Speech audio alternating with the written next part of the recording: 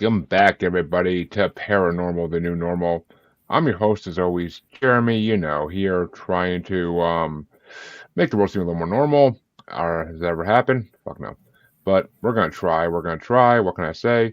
And I got to say, we are here to do a special for the first time in 5-ish months. We're back to do a special. Unfortunately, Chancey chose one of the longest fucking movie lists I've ever seen for a bracket. The asshole's not even here tonight, so I fucking can't blame him for it because he's not here. But he made me watch 48 out of 50 movies, and it's been a long 5 months, but we're back and we're gonna have fun with this because these are a lot of interesting movies. Some shitty, some great, some in between. But we'll get to all that in a bit. First and foremost, let me introduce my guest as always, because I gotta have panelists on these things. And my first guest, as always, is the one who's by my side, my co-host from the Asylum with Harley and Joker, Miss Harley Quinn herself. What's up, everybody?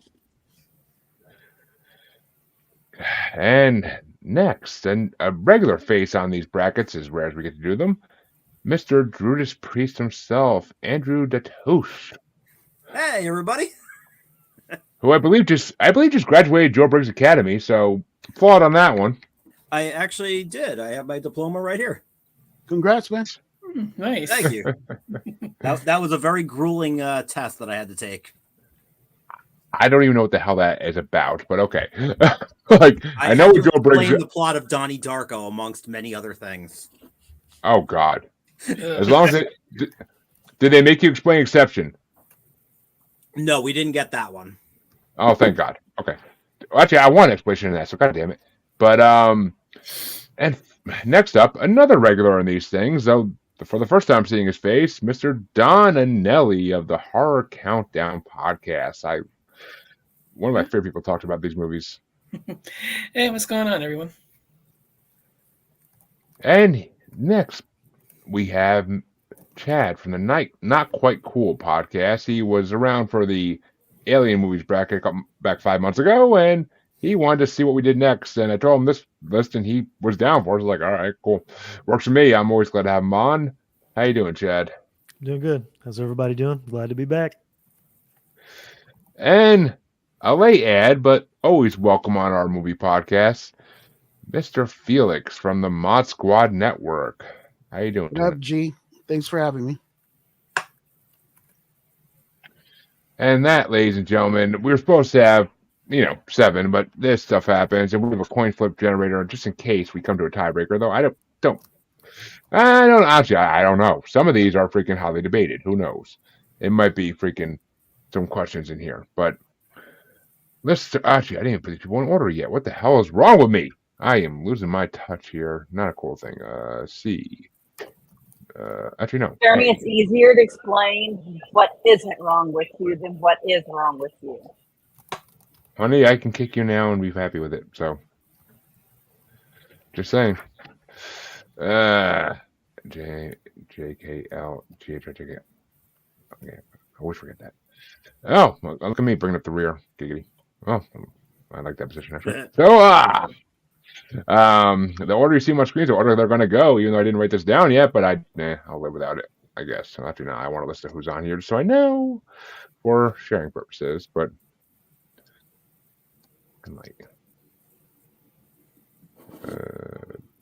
Don, Felix, Harley, me. Okay, cool. All right, so Mr. Judas Priest gets to start us out in the first matchup. And it is just so everybody knows, I did not make these rankings. These rankings of the top 50 serial killer movies of all time are from pastemagazine.com. I did not make these. So just to get that out of the way, so I'm not looking for any of this fucking madness. But Mr. Judas Priest, is it going to be number 50, Pieces from 1982, or number 24, American Psycho from 2000? All right, I'm probably already going to get shit right off the bat for this one, but Pieces is a 5-star movie. You're not going to get shit, man. You're not going to get shit. Oh, No, it's in my Pieces. Spoiler alert: is in my top 15 of all time. All right. That messed me up as a kid, man. It was that bastard Yeah. scene, wasn't it? Bastard! Which means Pieces does get a vote, and there was somebody who was supposed to be on this tonight who had to leave who had not come for emergency reasons, and he loves Pieces as well. So I already got shit for like being like that's the lowest ranked movie, but you know, it is what it is. But This one on the list. which that brings it down. Which way do you want to go there, Chad? I think that American Psycho is a little overrated, so I'm going with Pieces. And Don? Yeah, I'm not even a fan of American Psycho. I think it's crap. So Pieces. I mean, I honestly don't know what I. And Felix, which way do you want to go? Yeah, I remember me and my brother going to the video store and renting Pieces, and then the next weekend we did it again. The next weekend we did it again. Yeah, like I said, it messed me up, but it was something about that movie, just being parts of the movie together. I don't know. I got to go with Pieces, and I've never been a big fan of American Psycho. I thought it was just a bit much. I never did anything for me. I mean, I'll be honest. I never even understood that it was a satire. So It is? It's yeah, it's supposedly like a satire on like yuppieism and like 80s consumerism or something like some hypothetical BS like that. That people that claim that they're far more intelligent than they think they are have said that for years, and I've never understood it. I mean, all right. Well, Harley, which way you want to go before I go into my whole thing here? Okay, so I'm guessing completely opposite from y'all. I'm going with American Psycho. One of my favorite bands has a song called "The Shower Scene" that they take from American Psycho. So I'm going with that. Well, I mean, when it came to Pieces, I honestly just thought it was kind of decent.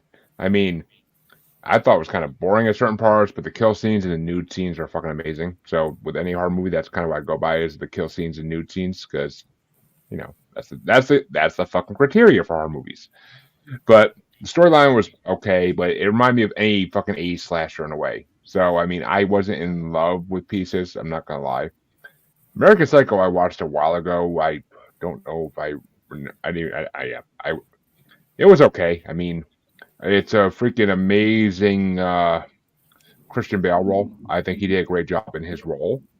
The movie overall is pretty decent, I think. I mean, the idea of this normal business guy who goes around killing people is kind of like, I don't know. I kind of like it's a note with me. So, I mean, I'll throw another pity vote to American Psycho, even though Pieces is moving on, so it doesn't really matter. But I did like both the movies in some ways, but I don't know. 80s slashers are always just, they run in a line kind of, and I can't do anything about that. But that means, and I didn't even do this shit. I'm an idiot, apparently, because that was the plan here. Because I spent all this time doing it, I wish I could bring it up. There we go. So the next matchup is going to be number 49, The Clove Hitch Killer from 2018. And it is going against number 49, which Chancey would have a field day if you heard that was the ranking for this one.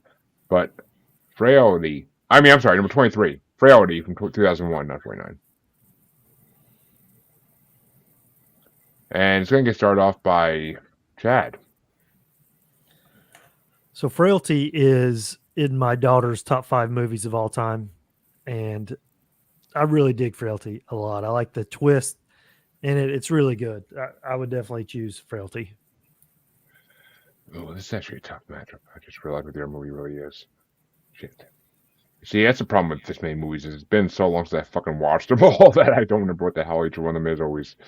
But Don, which one do you want to go with? Yeah, Clove Hitch has its moments, but I'm going Frailty on this one. Bill Paxton's fantastic. The setup is amazing, and yeah, there's some genuinely great moments in here. I enjoy Clovitch, but I'm going Frailty pretty easily here. And Felix. Frailty. And Harley. Yeah. See, Chancey told me I had to watch Frailty because, like he said, it's freaking amazing, and he's not wrong. It's incredible. The twist at the end is like a fucking M. Night Shyamalan ding dong type thing, and it's fucking incredible. But Clovitch Killer, though, I gotta say, I really dug that fucking movie. Like, it was phenomenal. Like, and who the hell is the actor in that? There was an actor in that I freaking loved, and it was who the fuck? Oh, Dermot Mulroney's the main guy, or Dylan McDermott. Dylan McDermott. His role as like a father / murderer is freaking incredible. I love how he acted that out. So I mean, he's always good. I mean, I love an American Horror Story too. Like he's always fucking good. Yeah. So I got going with Dylan McDermott because I mean I got to go with Clovitch Killer. It's a freaking amazing movie, and Frailty already won. I knew it was going to because it is the freaking twist in that. I mean, as they say on Robot Chicken, what a twist! But yeah, I mean, I had to go with that. But Andrew, finish us out here. Which way would you have gone? Honestly, I had them both ranked as 4 stars on my list. But I'm going with Frailty. I'm sticking with the group on this one. Honestly, that's funny because I actually had Frailty at 4.5, and I had Clovitch at 3.5. But still, I like the whole father-son element of Clovitch. It was different. There were just so many movies that I had to like make like a list. Oh, I know. Like just a number of stars after each one. Oh, trust me, I use Letterboxd for that reason, so I actually remember what I say about movies like 4 months later. So, because a lot of these movies I'll watch late at night and just not remember the next morning even. So yeah, I'm old school pen and paper. You and Chancey, I swear to God. It's hard for me to multitask on screen.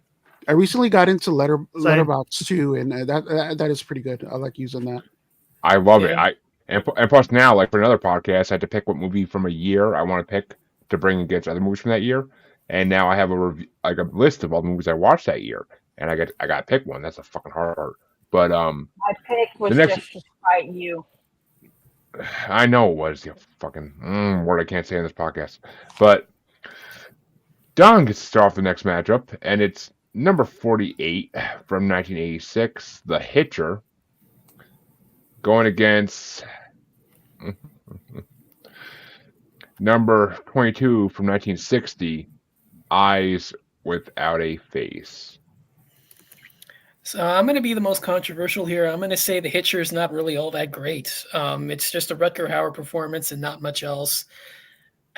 I'm going to go Eyes Without a Face here. I actually really like that one. I think the atmosphere is amazing. I love the setup with it. I really like gothic horror anyway, so that one was always going to appeal to me. But yeah, I'm not a huge fan of The Hitcher. It's just a wood-note film for me, but I know that's kind of controversial, but for now, yeah, I'm going to say Eyes Without a Face for this one. One thing I will say, buddy, is with this group of people, you can't assume anything is going to go the way you think it's going to go. So, you know. I'm expecting to be in the minority with this one, but we'll see. Well, Felix, for you, is it The Hitcher or Eyes Without a Face? It's got to be The Hitcher. That's another movie that I really, just gave me the chills for some reason. And Harley? I'm going with Eyes Without a Face. I vaguely remember that movie. I know I've seen it, but I vaguely remember it. It's another reason why I went with The Hitcher. It's okay. I will say this. The Hitcher is a good suspense thriller movie. I don't consider it a serial killer movie by any fucking means. Yes, this guy may have killed a couple people, but he's not a serial killer. And yes, Rutger Hauer is always incredible. Fucking Salem's Lot, he's fucking incredible in all the movies he's in. But I have to go with Eyes Without a Face because it had so many classic horror elements, and it was just fucking creepy. And I mean, the fact that it's. I mean, it's. I'm trying to think. There's more modern movies that are basically like homages to this movie. I can't think of what the hell they are. I mean, I saw some movie. Oh, Hostel 2, kind of with like the Elizabeth Bathory type shit. Like, kind of is similar to it. But I mean, I love the idea of like we need to kill to make when there's a reason to kill, when there's a purpose for killing, it kind of makes the movie better. And this movie had it, and wanted his daughter to look beautiful again. Just kind of like touch. I got a daughter. That kind. The lengths I would go to for my daughter are undefined. So I like Eyes Without a Face. It was a really touching movie, and the ending was satisfying though. The ending was satisfying. I will say that much. That's the main reason I want to vote for it, because I like when these movies actually have good endings. A lot of these movies have horrible fucking endings where literally it's a cop busting in. A lot of these movies are just cops busting and shooting the fucking guy and he's dead. Like, this movie actually has a satisfying ending, so that's rare. But Andrew, Eyes Without a Face or The Hitcher? I got to go with The Hitcher. Just a childhood favorite of mine. It came out 2 years before I was born, so I can't say it's a childhood favorite of mine, but can't say it quite. But Chad, is it going to be a tie-breaking coin flipping decision, or are you going for Eyes Without a Face? I think we're going to have to flip a coin because I'm going with The Hitcher. That's what's up. Well, since Don was the first person to go for Eyes Without a Face, I'm going to let you call it. Is it tails or heads for Eyes Without a Face? Heads. We'll see what happens. Fuck, heads actually took it. Shit.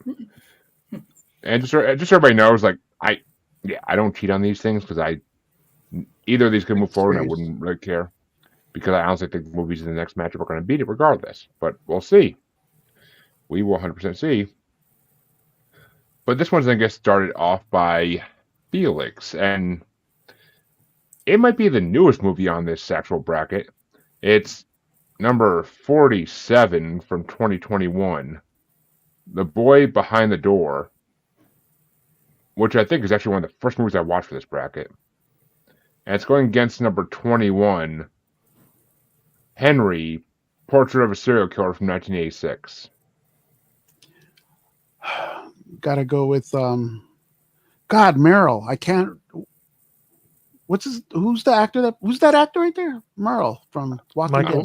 Michael Rooker. Michael Rooker. Have to go with Henry, man. And Harley?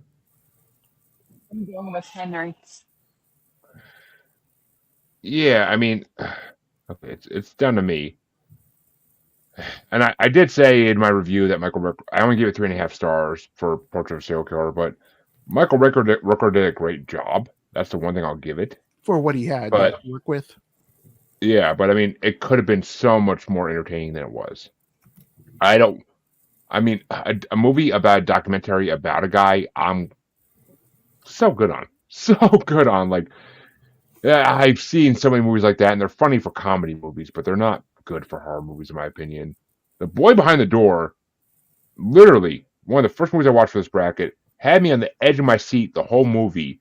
Like, because, it's a fucking pedophile movie. So you're like sitting there rooting for the kids to get out of it unharmed. Like, that's what you want. And the whole movie leaves you on the edge of your seat because these kids keep getting fucking every snowball and curveball thrown up they could imagine in this movie. So, and plus they had that one creepy actor who was in a lot of comedy movies in the early 2000s that looks like a pedophile. So that kind of got my attention too.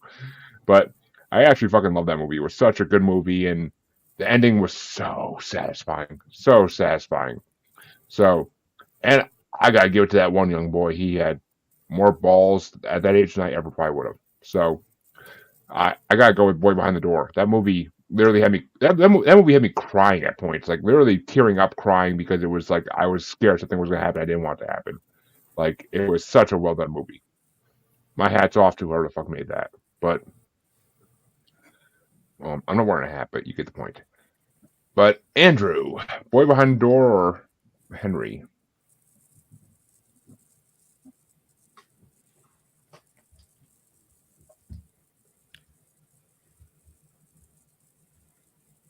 Was it on me?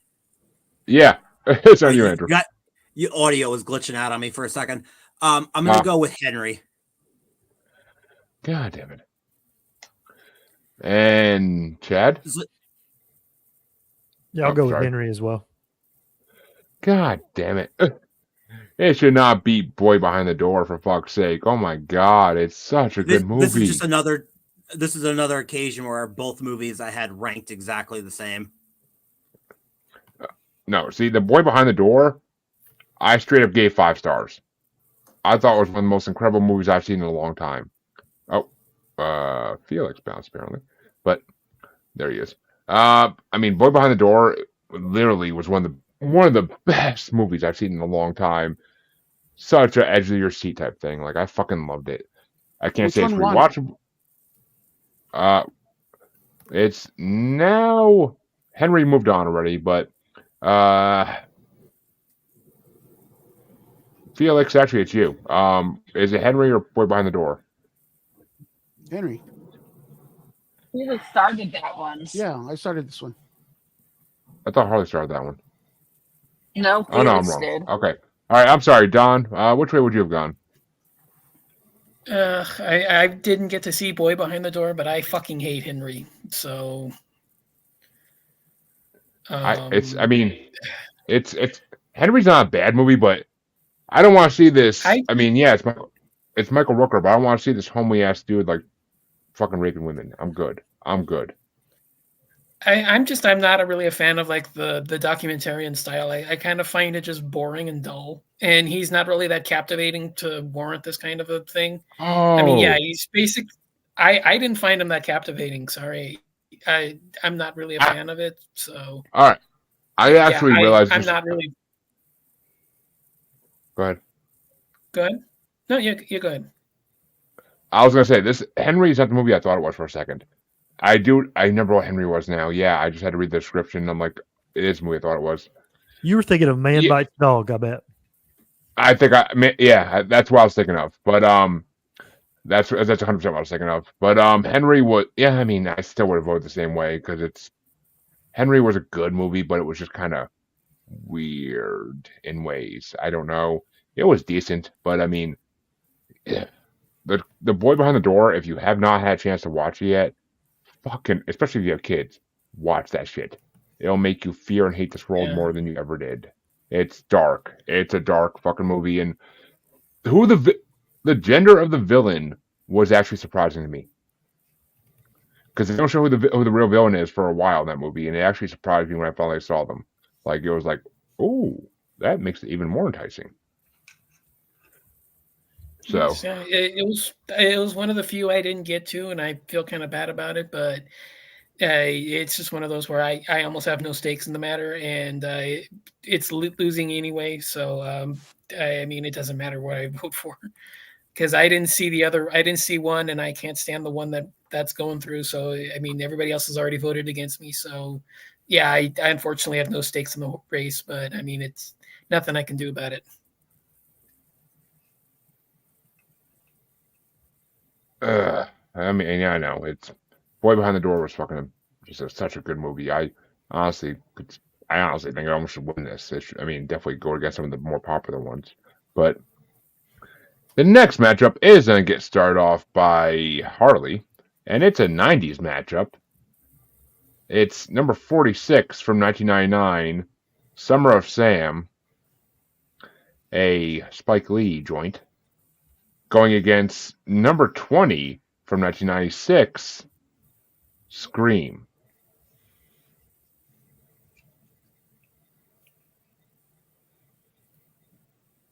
I'm gonna have to pick Scream.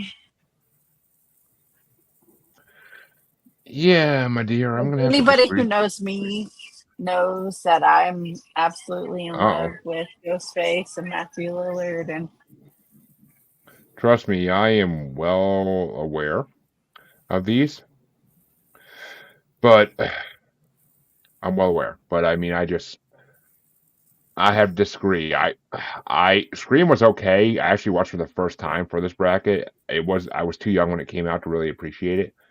But I mean, yeah, Matthew Lillard's amazing in it. So are a lot of the other actors and actresses. But Ghostface kind of got ruined for me by Scary Movie. The whole Scary Movie series. It kind of like Ghostface was made a joke by those movies, so it kind of like ruined Ghostface for me. I don't respect him as much as I respect like Jason and Freddy and all those.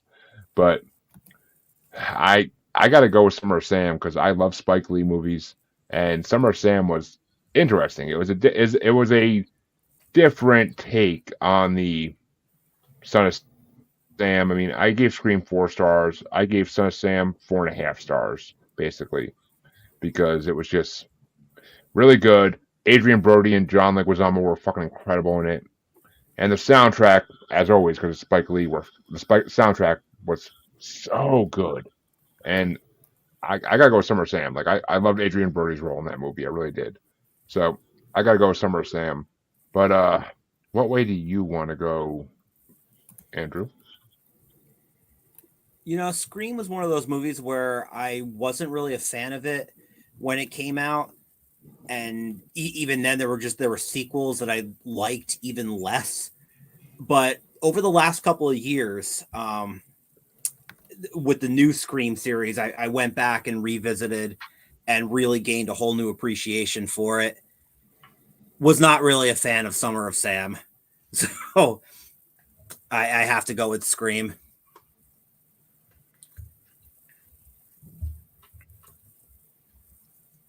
See, I love Summer of Sam because typical Italians are always gonna like sit there trying to figure out a way to solve a problem that they shouldn't be solving.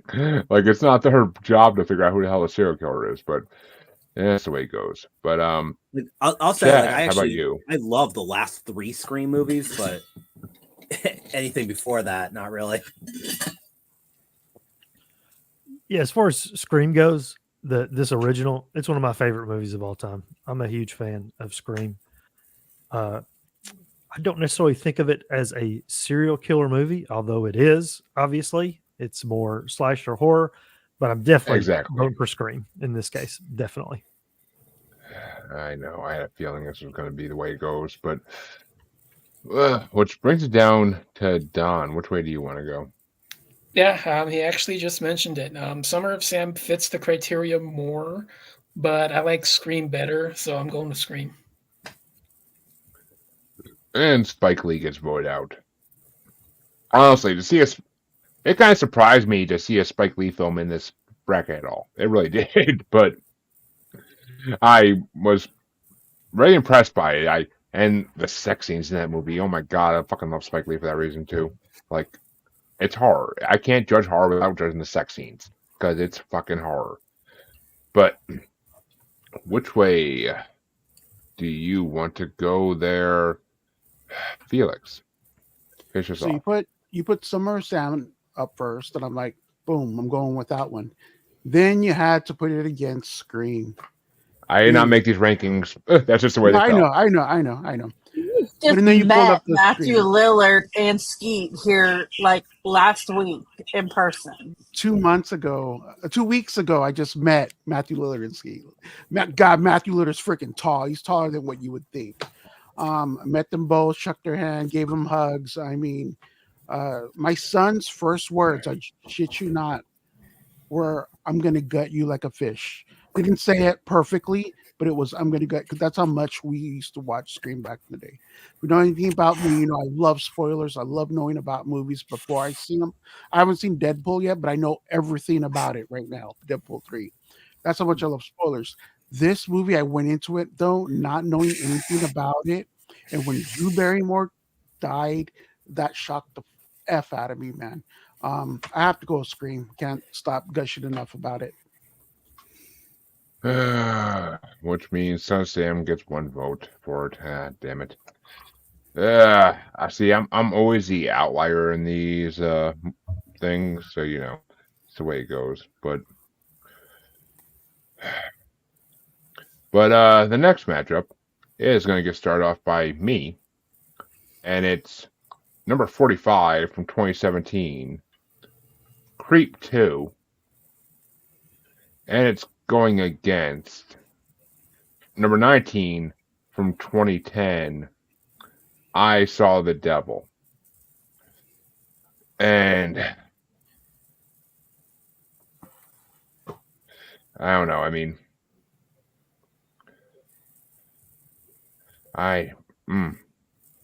I really don't know how I feel about this, but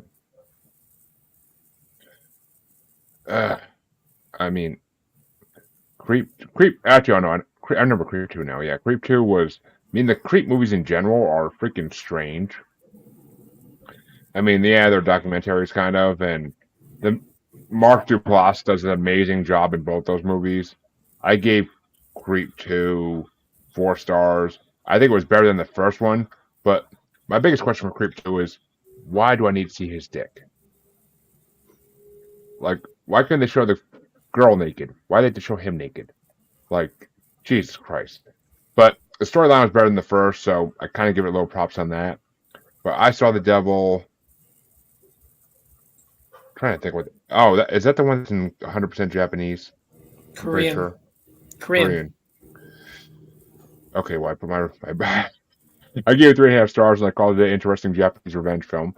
But either way, had some brutal fucking violence and the ending was fucking incredible. So I gotta go Creep 2 just because I did rank it higher and it was a little better. But I Saw the Devil was a really good movie.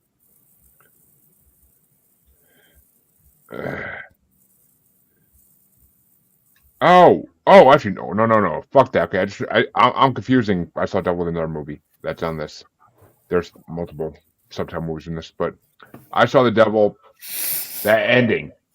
I mean, I'm not gonna ruin for everybody else here who hasn't seen it, but that ending with the fucking rope on the door when his family's trying to come in, like, I was literally sitting there like, no, they don't, and they fucking did. Like, oh my god, the ending of that movie was everything. Like, and plus, the title, I Saw the Devil. I love that. But Andrew, which way you want to go? I gotta go Creep 2. That wolf mask creeps me the fuck out. I just had a really hard time with I Saw the Devil.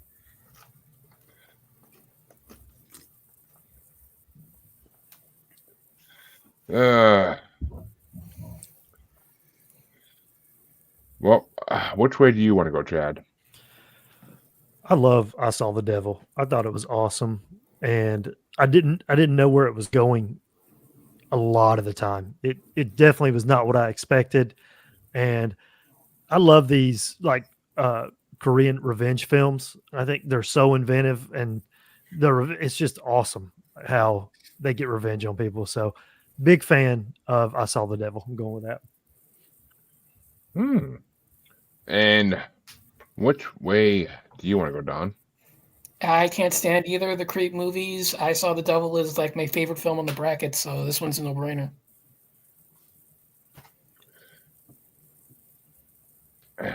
I mean, the Creep movies are different. They're definitely different. I mean, they're Netflix. What can you expect? But Felix, which way you want to go? Definitely have to go with I Saw the Devil on this one, man. Which means I Saw the Devil moves on. But Harley, which way would you have gone?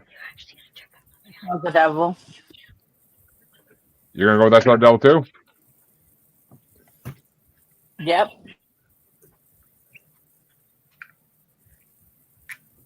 Well, I think I was the only Creep fan here. This is like that Jon Snow for the watch scene all over again. Oh, and this next matchup is going to piss me off in no other way. I'm telling you right now. But next matchup is going to get started. Thankfully, I'm going last, so I don't give a fuck. But it's going to get started off by Andrew. Well, I do give a fuck, but it's going to get started off by Andrew. It's one of my childhood favorites from 1994, ranked at 44. Serial Mom.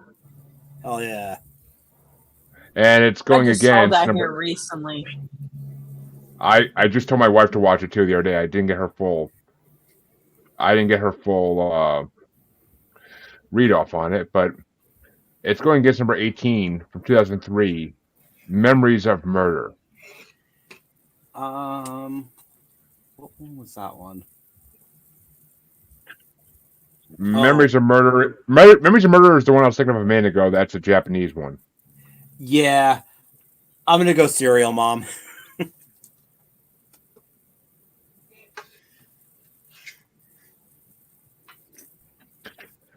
Which way do you want to go, Andrew? Sorry.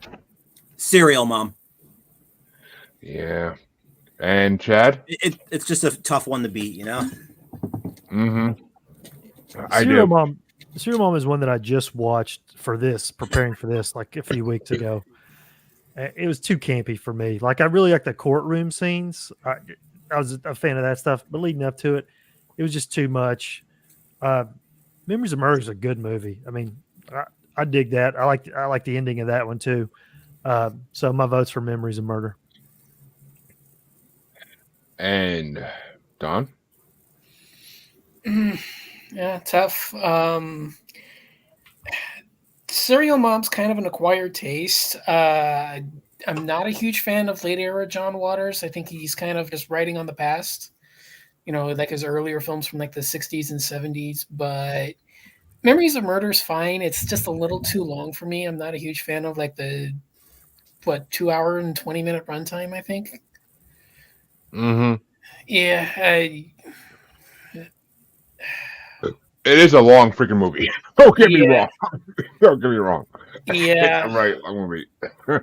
I think I'll just go with Serial Mom just because of the group.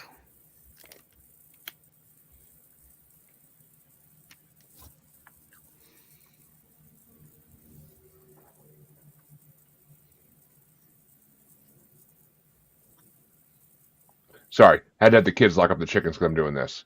But which way do you want to go there, Felix? Memories of Murder. Serial Mom. Ooh. I don't know who said, but it was a little campy for me. It was. And Harley? I'm going Serial Mom. Which means I can either force a tiebreaker here or give Serial Mom the win. And I mean, as far as Memories of Murder goes, I give it 3.5 stars. I mean, to me, it's more of a police movie. It's more of a movie about how police handle serial killer crimes. And it's also a good look into police brutality and corruption. Like, that's what really, like, you know, they make the retarded kid take the rap. They make the freaking usual criminal take the rap after the other kid gets hit by a train. Like, it's just basically a movie showing that police don't know what the hell they're doing and that they're just trying to put it on somebody so they can stop trying to look into it. That's all I got out of this movie. I mean, it's definitely worth watching once. It's a really good movie. I mean, a lot of subtitles. Was that subtitles or did I actually find that dubbed? I don't remember. I think I found it dubbed. But I found it subtitled on Tubi. okay, that's where I watched it too. I'm guessing because I don't think I paid for it. Yeah, it had to be on Tubi. If it's free, I watch it free. But Serial Mom, I actually haven't watched Serial Mom since I was a kid. But I mean, Kathleen Turner's amazing in it. Matthew Lillard as the freaking kid's incredible in it. I mean, I didn't even realize that's who it was when I was a kid watching it. Like I didn't know who the hell Matthew Lillard was. He was just amazing in it. And Sam Waterston as the husband is freaking. I mean, it's just funny. Like they tell the mom that somebody did something wrong to them, and she freaking walks out the house and goes and kills them. And the way she killed people was so freaking hilarious. Like I freaking love Serial Mom. I don't care if it's campy.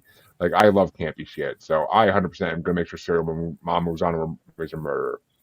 Because don't get me wrong, Memories of Murder, pretty damn good movie, but yeah, not as good as Serial Mom. I mean, I like comedy more than I like serious shit. So Serial Mom, I've been repping it on podcasts for 3 years. I ain't gonna stop now, which means it does move on. But Chad gets to start the first play-in of the night. See which one of these two is going in round one. And I apparently have to order right. But it's going to be number 42 ranked from 2007, Death Proof, going against number 17 ranked from 1988, The Vanishing. And which way you want to go, Chad? Well, Yeah. I'm a big fan of Quentin Tarantino, but I do feel like Death Proof is maybe on the lower end of his films. The Vanishing is just creepy as all get out. Like, right? I think I'm gonna go with The Vanishing. Yeah, it's really a well done movie, but it's anxiety inducing. It's very creepy. It's creepy as fucking shit. But which way you want to go, Don? I'm going Vanishing. Death Proof never really hits the mark of a serial killer film for me. It's more of like a action throwback kind of a grindhouse movie. To me, I don't really see much of a being on the bracket, so I'm going with The Vanishing. And The Vanishing gets another vote. But which way do you want to go, Felix? Yeah, this is another one where you put up the first one. I'm like, yep, I'm gonna pick that. And then you put up the second one. I'm like, oh, I have to go with The Vanishing on this one. And Harley? The Vanishing.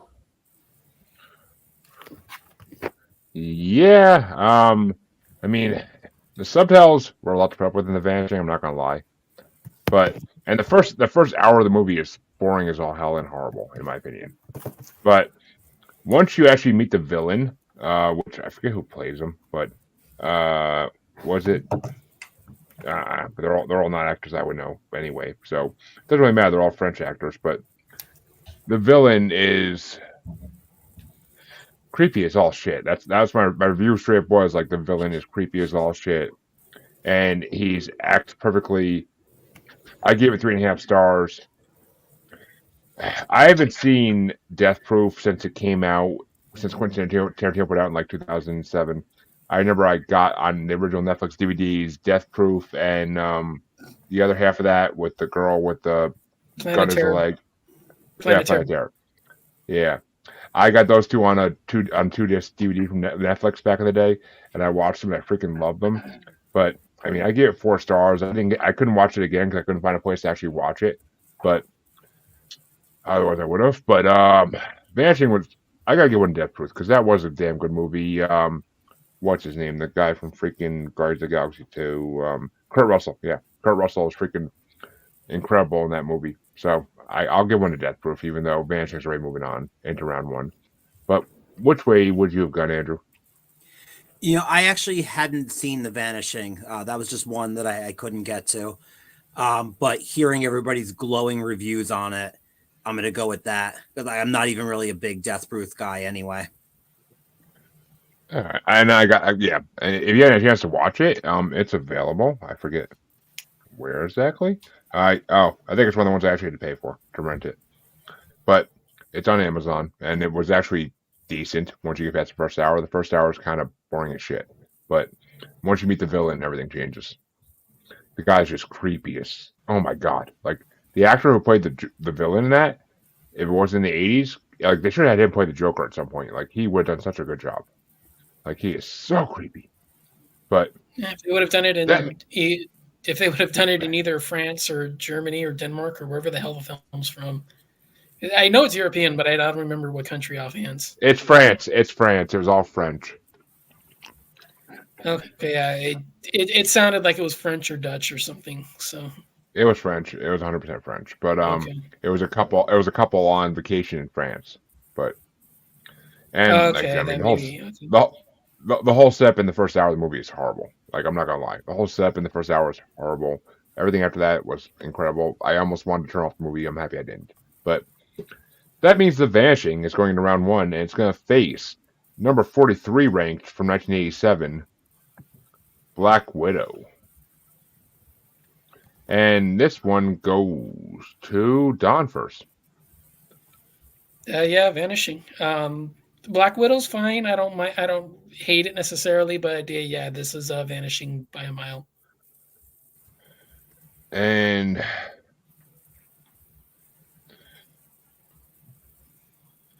which way do you want to go, Felix? I have to go with The Vanishing. I vaguely remember Black Widow. I did watch it back in the day.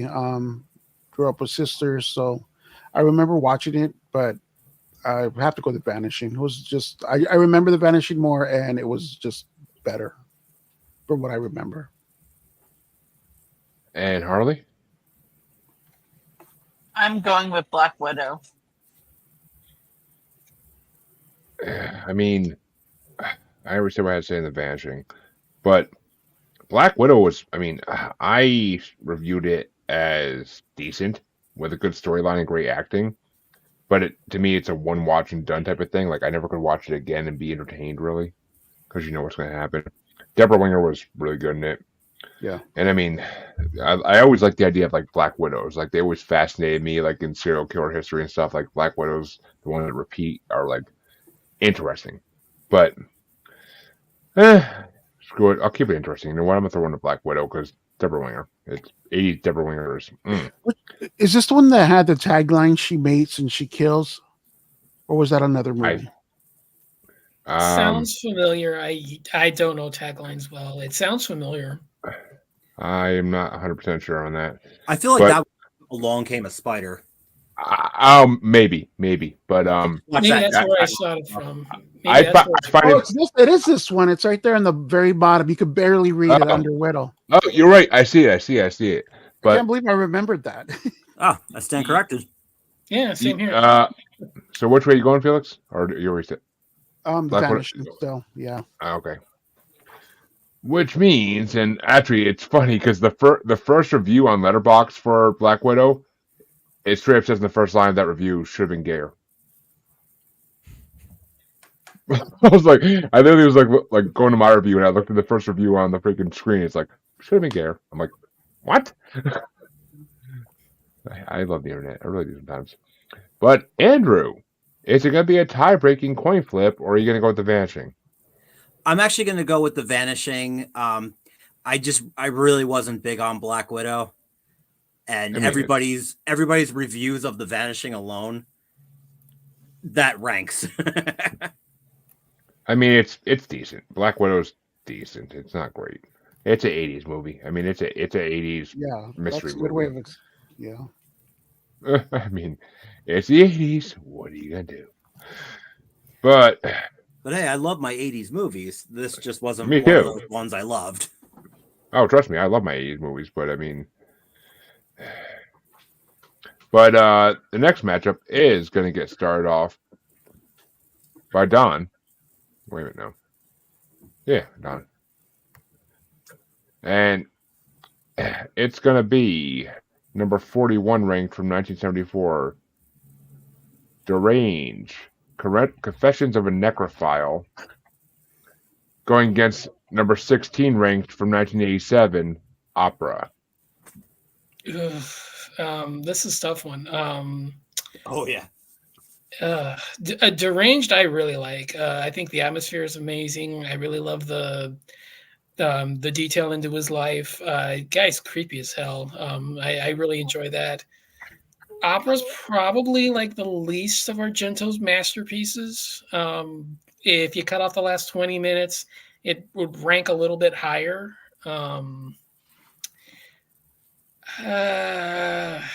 This is tough. I'm probably going to have to slip Deranged through just by a hair.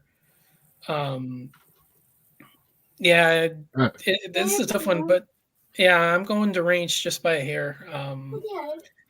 If Opera didn't have that final 20 minutes, this would be a different conversation, but I'm going Deranged. And which way do you want to go, Felix? I have to go with Opera. Just I don't know. I liked it a little bit better, more. I vaguely Deranged is another one where I vaguely remember it. I know I saw it, but I remember Opera, so I have to go with that one. And Harley? I'm going with Deranged. What do you call me? But I mean, okay. Both the Opera, I gave 3 stars. I literally wrote for it. Yet another Giallo film. Sorry, Don. Not horrible, but horrible storyline. Some decent gore and kill scenes, though. That's the only thing that was saving an Opera for me was the kill scenes. It wasn't that great. Deranged, on the other hand, yeah, I mean, it wasn't amazing to me either. I only gave it 3 stars too. I thought it was kind of boring. I mean, the storyline was decent, but to me, it was almost wannabe Texas Chainsaw Massacre. It's the story that inspired it. That's I a more believe that. First. yeah, it's a retelling of the story. It's a lot more faithful adaptation of it. I mean, to me, it almost seems like this movie might have been the idea where the Stephen King got the idea for Carrie. Like from the mother and Carrie, honestly, the mother in this movie could Wasn't have the been his book idea. already published by then? No, oh, 74? It's close. It's freaking close because that's right around the Yeah. time Carrie came out. That's what I was gonna say. So- I know the book. I thought the book came out like 3 or 4 years before the movie did. Maybe, or maybe the writer of that movie was copying off Stephen King. Who the fuck knows? But the mothers were very similar. But Deranged was interesting. It was creepy as shit. So I mean, creepy wins my vote in these type of movies. So I'm gonna go with Deranged as well. But which way do you want to go, Andrew? This is a tough one because I am an Argento guy, but somebody had said it before, and I do agree that opera isn't exactly Argento at his best.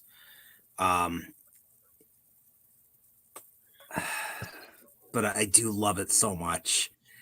I'm gonna go Deranged. Which means Deranged moves into the second round.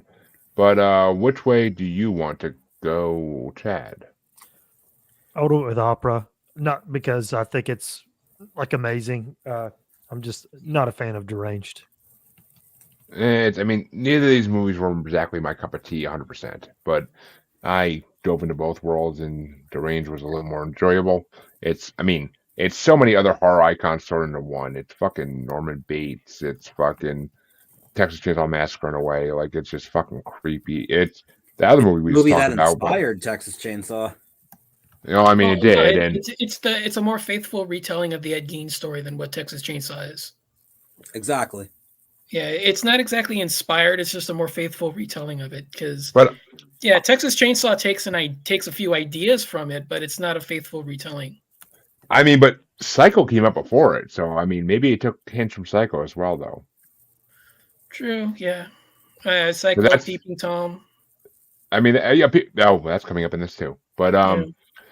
Norman Bates, that's definitely had Norman Bates vibes in that movie. Like, that's all I was feeling the whole time was Norman Bates vibes. Especially trying to feed your dead mother in bed, like that's total Norman Bates vibes. But well, Deranged is moving on, folks. But who finished that one out? Yeah, I know. Harley gets to start this one off. And it's going to be I've been waiting for this one. It's number 40. I Am Not a Serial Killer from 2016. Or number 15 from 1978. Yeah, say more. I'm thinking Halloween. But Harley, go ahead before I have my turn, please. You said I was picking Halloween. Oh, I thought you were reading the freaking screen. But all right, you ready for this? There was somebody that was supposed to be on the show way back in March that I would have loved to have on it because I would have torn her apart right now and probably made her cry in this process. I watched Halloween again for this. Actually, that was the first movie I watched for this bracket. I watched Halloween again for the first time in probably 10, 15 years. And yeah, it's still a piece of share number it was. And here's 3 reasons that the Rob Zombie version is better. You said that? Here's 3 of like 25 reasons the Rob Zombie version is better. But one. Go ahead. When you come home to your son holding a bloody knife, you just stand there with your hands in your pocket like, what the fuck? Instead of fucking like slapping that kid across the face and knocking him out so the cops could take him. Like, what the fuck? Worst opening to a movie ever. The Rob Zombie opening to that part was so much better. And like, my question in this movie is, does Michael Myers have a fucking oxygen tank for how loud he breathes? Like, Jesus Christ. But, oh my God, like, how loud he breathes, like, anybody would know he's there. Like, he's an asthmatic. You can hear him a fucking mile away. Anyone with a mask sounds like that, though, no? It's I probably wouldn't know. just it's being locked up I don't in go the around- asylum. He had no cardio exercise. I mean, They were allowed Hello. see, Rob Zombie showed them being allowed out in the yard. So yeah. And my third reason, one of Laurie's friends in the movie Toy looks like she's getting a fucking orgasm off being choked. So, I mean, that was just kind of interesting to me, but I had to point it out. But, so yeah, I literally gave the original Halloween 2 stars because I really think it's all it deserves. I was thoroughly fucking impressed by I'm Not a Serial Killer. I never heard of this movie. And Christopher Lloyd as an alien, a demon, whatever the fuck he is in that movie, is phenomenal. The main character in that movie is phenomenal. What the fuck's his name? Max Records. Never heard of him, but he was fucking amazing in that movie. Like that movie was fucking incredible. I'm giving it to I'm Not a Serial Killer. I think it's such a more enjoyable movie to watch. The original Halloween to me is just fucking straight fucking trash. Throw it in the fucking can before it starts to stink. And yeah, that's my hot take for this fucking episode. I might have to make a fucking clip on TikTok out of this. Just saying. But Andrew, what do you think?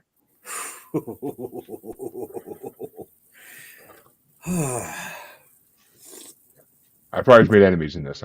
I know, but I had to say it all. All right. I mean, I'm Not a Serial Killer. Great movie. Better than I expected. But for numero uno, I have to side with Halloween. I do think it's a better movie, and Motherfucker. it spawned an amazing franchise. Numero I two, completely agree. Rob Zombie. Have you gone fucking mad? Preach, preach. All right. Like I get it. You know, you want to explain, the little kid killing his sister and becoming the Michael Myers we all know and love, and like, all right, Killing small animals, like it's a step up process. Yeah, I get that, and that makes sense. That he would become this, big, just white trash trailer. I get it. I get it. But we see that all the time. If you really think about the original Halloween, it actually makes way more sense. All right. What year does he kill his sister? Does anybody remember offhand? 62? 78, 1973. 71, 73. 1963 is when he kills his sister Judith. What was going on in the world in October of 1963? See, this is the part they don't really mention in the movie. You just have to know what was going on. Bay of Pigs, I think. I don't know. Kennedy get that might have been Suicide. John F. Kennedy. Kennedy. Yes, not what I was going for. All right, October 1963 was the release of Andy Williams' It's the Most Wonderful Time of the Year. Christmas music starting in October. Ridiculous. Sorry, I get a little hyped up about this. I could tell. Where's my Tylenol? But yes, Halloween. Jesus. Well, folks. Could you imagine how many times he heard that song #1 on the radio? His sister was probably listening to it on Halloween night, and that's why he went and killed her. I'd rather hear that 1,000 times than hear Mariah Carey fucking song on Christmas. Exactly. This year, probably we'll get the next Michael Myers. You're going to read about I some can't stand the Mariah Carey song. getting rid of his sister because of Mariah Carey, and she'll be to blame. But Chad, which way you want to go? I feel like we've taken too long on this. There's no reason for this long of a discussion. Halloween. We got to say Halloween through this round at least. Come on, guys. I blame Jeremy. I'm sorry. Blame me all you fucking want. I had my It's point on always that, and Jeremy's fault. I had my point on that, and I had to fucking say it. But Don, which way you want to go? Halloween, even though I don't really think Halloween belongs on this. I think it's more of a stalker film than a slasher or a serial killer. It's a slasher film more than a fucking serial killer. I'll tell you that much. But He is a serial killer. I think in part 2 they even say he's a serial killer in the news. No, Well, they've retconned Halloween 2 is not a thing anymore, so that doesn't count. that's true. yeah, But Rob Rob Zombie's Zombie- following too, though. Oh yeah, that's the. I What about that? I actually What do you think about that? The white horse bullshit. I actually don't think I've seen this. I don't think I've seen the second Rob Zombie one yet. But Don't. wait, terrible. wait, no. If you haven't No, seen it, the that'll second- probably change your opinion on it. No. The second one's where they're out in the yard, right? There's a horse. That's the remake. Yeah. The one Yeah, where they're out in the the se- woods is the- the terrible. remake. The Yeah, second the one is se- the worst Halloween movie out of all. The of second them. Rob, no. The second Rob Zombie one is where they're out in the yard and like his sister comes to visit him,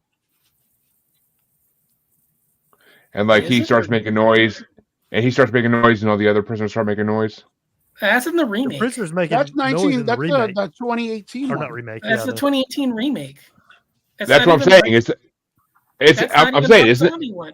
No, it's the 2018 Oh. remake. Oh, okay. I thought I wasn't positive. Yeah, but, you're not even okay, thinking of the right movie. It's the 2018 remake.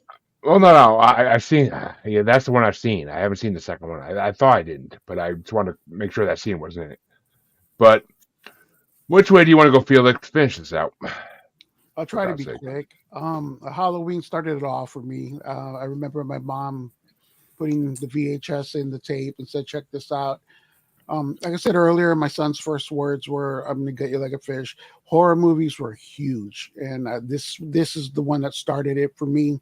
I passed it on to my kids, and this always takes me back to my mom and me sitting there watching this movie. My son, he used to watch this movie on VHS, same one that used to say that he would watch it on VHS, then hit rewind, and you know how like it would do everything rewind and all the lines and everything. He would watch the whole movie and rewind, and then he would watch it again, and then he loved this movie too. I got to go with Halloween. It just means a lot more than just a movie to us here in this household. So, All right. Amen. Which means I get to start the next matchup because Halloween will move on to face the range. But I gotta go in this one because it's number 39 from 2012, Maniac, going against number 14 ranked from 1944. Not the oldest one in this bracket, but still old. Arsenic and Old Lace. And since I couldn't watch Arsenic and Old Lace because I couldn't find the 1944 version available anywhere, like it's not even available for purchase on Amazon, like it's just not available anywhere. I gotta go with Maniac because Elijah Wood is fucking so creepy in that movie. Frodo is a fucking Gollum in that movie. Like, oh my god. Like, I gotta go with fucking Maniac. I fucking love that movie. It's incredible. But which way are you thinking, Andrew? I actually encountered the same problem. I couldn't find Arsenic and an Old Lace. And honestly, I was about to even just rank Maniac as a 2-star and call it a day. But then I realized it was the remake, which I hadn't seen before. And holy shit, what a surprise. 4 stars going with that one. Yeah, I don't know. I feel like Arsenic and Old Lace, like, you could find the remakes everywhere, but you can't find the fucking original anywhere. Like, there's remakes. There's like a shitload of remakes to that movie. Like, I found so many of them, but there are a lot of them. But which way do you want to go there, Chad? I did watch Arsenic and Old Lace, but I watched it like maybe 20 years ago. I remember thinking it was fine. But that being said, I'm not really a fan of the Maniac remake. So I'll go with Arsenic and Old Lace. All right. And which way you want to go, Don? Yeah, I'm just like him. I've seen Arsenic and Old Lace a while ago. It's okay for what it is, but I don't remember it that well because I couldn't find it either. And yeah, Maniac's all right. I don't think it's great or anything, but recency bias and more familiarity, I'm going with the remake. I'm going with the Maniac remake. Elijah Wood's creepy. I mean, I fucking love him in that movie. Yeah, he was It's debatable. fantastic. Debatable. But Felix, which way you want to go? I honestly never seen Arsenic, so I have to go with Maniac. All right. And how about you, Harley? I'm going with Arsenic and Old Lace. Which means Maniac does take it. 4-2.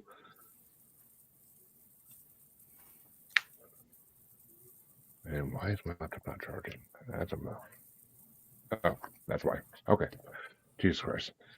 But the final matchup in this side of round one, I know that's a long one. Oh, that's what she said. But it's gonna get started off by Andrew. We're back at the top. And it's number 38 from 1980, Cruising, versus number 13 ranked from 2006, Behind the Mask, The Rise of Leslie Vernon. I absolutely loved Cruising. I actually hadn't seen it before, hadn't even heard of it. So I was very pleasantly surprised by that movie. But The Rise of Leslie Vernon is The Rise of Leslie Vernon. I absolutely fucking love that movie. I gotta go with Behind the Mask. And Chad? Yeah, with Cruising, it's hard to go wrong with Pacino, especially older, but back in the day, Pacino. But like he said, Behind the Mask is awesome. It is so clever, so well made. I'm actually disappointed there's not like a sequel to this, but Or remake at this point. yeah, Behind the Mask all the way. Hell yeah. And Don. Yeah, Behind the Mask. Again, not that I don't dislike Cruising, but Behind the Mask for me. And Felix. Behind the Mask, just because I've never even heard of the other one. And this one was really good, actually. I really liked it. Ear to eye to this bracket. But which way you want to go, Harley? Behind the Mask. See, Cruising was a decent movie to me. I mean, it was a strange movie to actually see Al Pacino in. Like, I didn't think he'd ever play that kind of movie, but it's a great detective movie. I mean, Al Pacino playing a role playing a fake gay man to go to like S&M and leather bars. Like, it was a weird fucking movie, but I actually enjoyed the shit out of it, and it was actually decent. But Behind the Mask, I mean, oof, I paid to see this movie because I've heard about this movie and I wanted to watch it. Like, otherwise I wouldn't even waste my time. But I heard about this movie, I was like, all right. And the fact that in this world, Jason, Michael, and Freddy are all real, and that Robert Englund and the woman from Poltergeist are in it, like so many cameos, so many great kill scenes, and the twist at the end was fucking incredible. Like, this will be our first sweep of the night. I gotta go Behind the Mask. It could be our first sweep. I'm totally down with that. Hell yeah. But the next matchup on the other side of round one gets to get started off by Chad. And it's number 37 ranked. X from... Okay, that's the wrong fucking picture, I think. But X from 2022, a Netflix movie. Wrong picture. Versus number 12, The Honeymoon Killers from 1969. Was the X the Ty West X? Just so that I'm clear. The X was the one with Christina Ricci in it. Okay. Oh, I watched the wrong movie. Yeah, same here. I watched the Ty West one. I mean, it said 2022. I mean, I don't... That's Oh, when the who- Ty West one came out. Yep. Maybe he was in it. It's not... Oh, there it is. I was saying it wasn't coming... Oh, it is. It's directed by Ty West. Okay, good. Oh, That's okay, the wrong, good, that yeah. was the wrong poster then, because Oh, no. I said it's the wrong poster. okay. I was doing this. I was doing that part fast while you guys were all on screen already. I was trying to get it done fast. I didn't even All right, think about crisis averted. But- Yeah. It's with But, Jenna Ortega, right? That's Stop the one Jenna- podcast. Yeah, We gotta go yeah. on. I said Christina Ricci. I meant Jenna Ortega. Fucking Wednesdays run together. But I was gonna say that threw me off more than anything. After all that, I'm going with X. After all that. and Don. Yeah, X for me. I actually don't mind Honeymoon Killers. I thought it's kind of fun, kind of quaint for what it is, but yeah, X for me. And Felix. X all the way. Started the Maxine trilogy. Still haven't seen Maxine yet, but I thought Oh, Pearl it was okay. awesome. But Yeah. is it? I want to see it so bad. X is my favorite of the trilogy. X is the only I good really one in the like trilogy. Mm-mm. And I Harley. thought each movie in the trilogy got better. I'm giving it to X. XX baby. And X does move on. And X, I fucking loved. I mean, I literally said in my review, like, my two favorite genres together, porno and horror. Like, awesome seeing Jenna Ortega in something besides Wednesday, because I really haven't seen her outside of Wednesday. And I love the fucking alligator adding. I love natural horror. That's totally my choice. If I get the wheel my choice in the wheel for the next bracket is natural horror. I love anything with animals, like killing people. So adding of alligators into it was fucking incredible. Storyline was good. I just wish there was a little more backstory on like the old couple, like before they die, of what got them started on this what really got them started on this path. Well, Watch there's a whole Pearl. movie about it. Yeah, watch Pearl. I didn't know that. I didn't know until you guys started saying shit that there was actually like more movies to this than just X. I thought it was like a standalone horror movie. But Yeah, Pearl's the prequel that talks, and it's the that actress, and then she's in Maxine as her other self from that. It's a little confusing. All right. but- I'll have to go look into it. But the Honeymoon Killers, it was a decent movie about robbing and killing older ladies. That's basically all it was. Like, I mean, Tom Hanks did better in that movie with one of the Wayans brothers. I forget what the fuck it's called. But the Lady Killers. The Lady Killers. Yeah. They did a better version of that with that. So I am totally gonna give it to X because X was amazing. It was actually one of the first movies I watched this as well. And when Jenna Ortega just wants to, have a scene in the porno so bad, it's such a good scene. But Later to have that scene. oh, dude, that whole movie. If I was still a single man living by myself, it would be lock the door and don't open it for like 24 hours. I'm watching this movie on repeat. But Cinema night with the special sock. exactly. Well, fuck a sock. Fuck a sock. But Andrew, which way would you have gone? Literally. X easily. And finish this out, Chad. I started it with X. Oh, okay. Our second sweep of the night. 2 sweeps in a row. Jesus.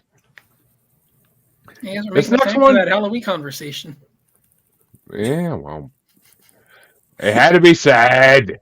But Don starts this one off, and this one's gonna be a little tougher, I think.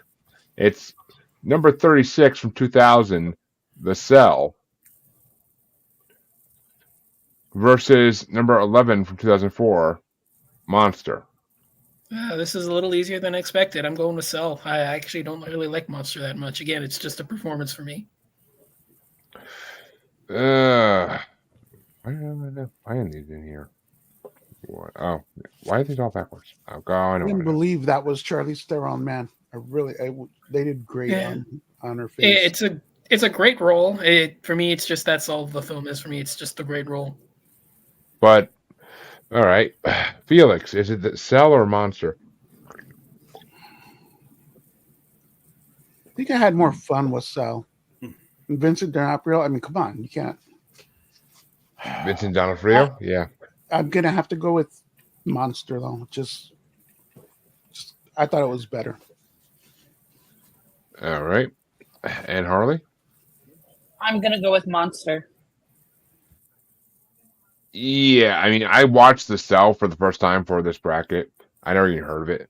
And the names in it are fucking incredible.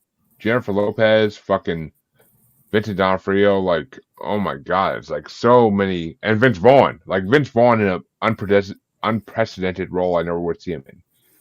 Like, he's always been comedy to me. The fact that he's in a serious horror movie is like, what the fuck?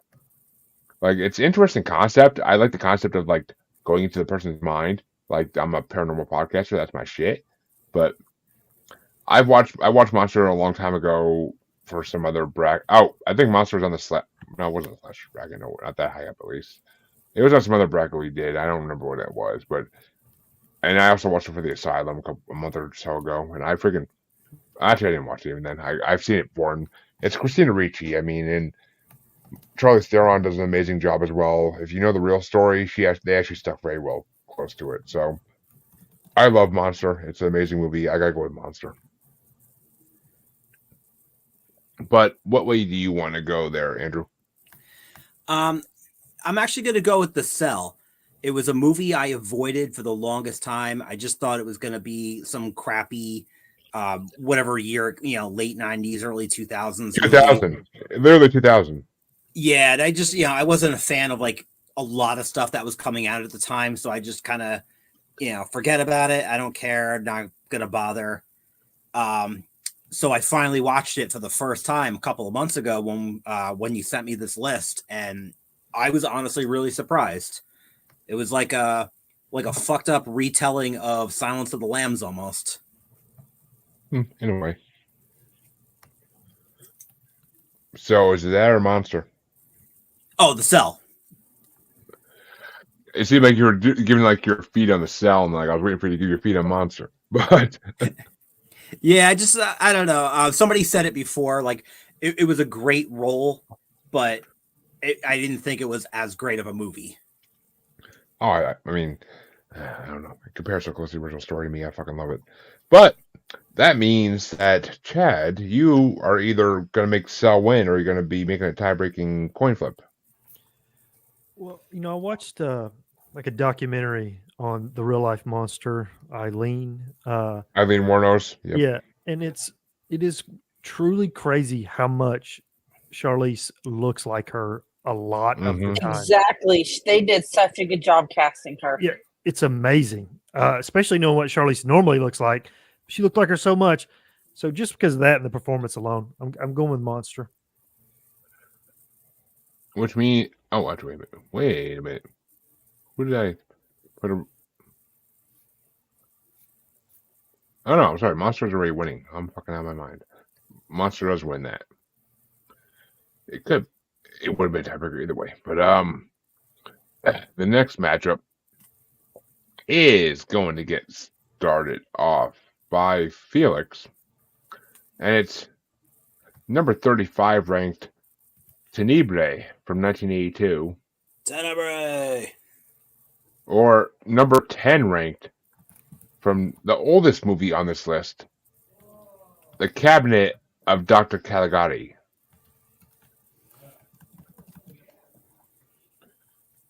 This is one where I hadn't seen either of them, to be honest with you. I'm going to have to go with this one just because of the poster alone. Looks fun.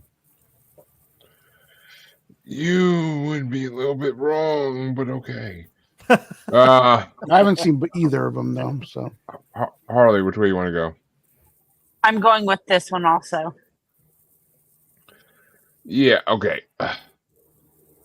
Well, I mean, Tenebrae, I literally wrote my review. It's a giallo film, all right? Weird music during kills and beautiful boobs. Storyline was okay, but not great. A classic giallo film. But The Cabinet of Dr. Caligari, one, it's silent. Just saying. It's silent. And I mean, it's literally 100 years old. It's literally 104 years old at this point. It's a decent movie, but it's hard to even see it because the picture is sort of distorted on what I watched it on. And there was no, they just can't fucking, it's so old they can't fucking make it better. So I gotta go with Tenebrae because at least it was watchable. Cabinet of Dr. Caligari was But which way you want to go, Andrew? Cabinet of Dr. Caligari it's very very cool looking to look at. But it's so slow, and not having any kind of music kind of handicaps it a little bit because it just helps the movie drag. Although I will say, going back to your Rob Zombie thing earlier, that it did inspire his music video. I want to say it was Living Dead Girl, which was a really cool video. Oh, that Living Dead Girl was in our Halloween songs bracket on Monaco Music Musings.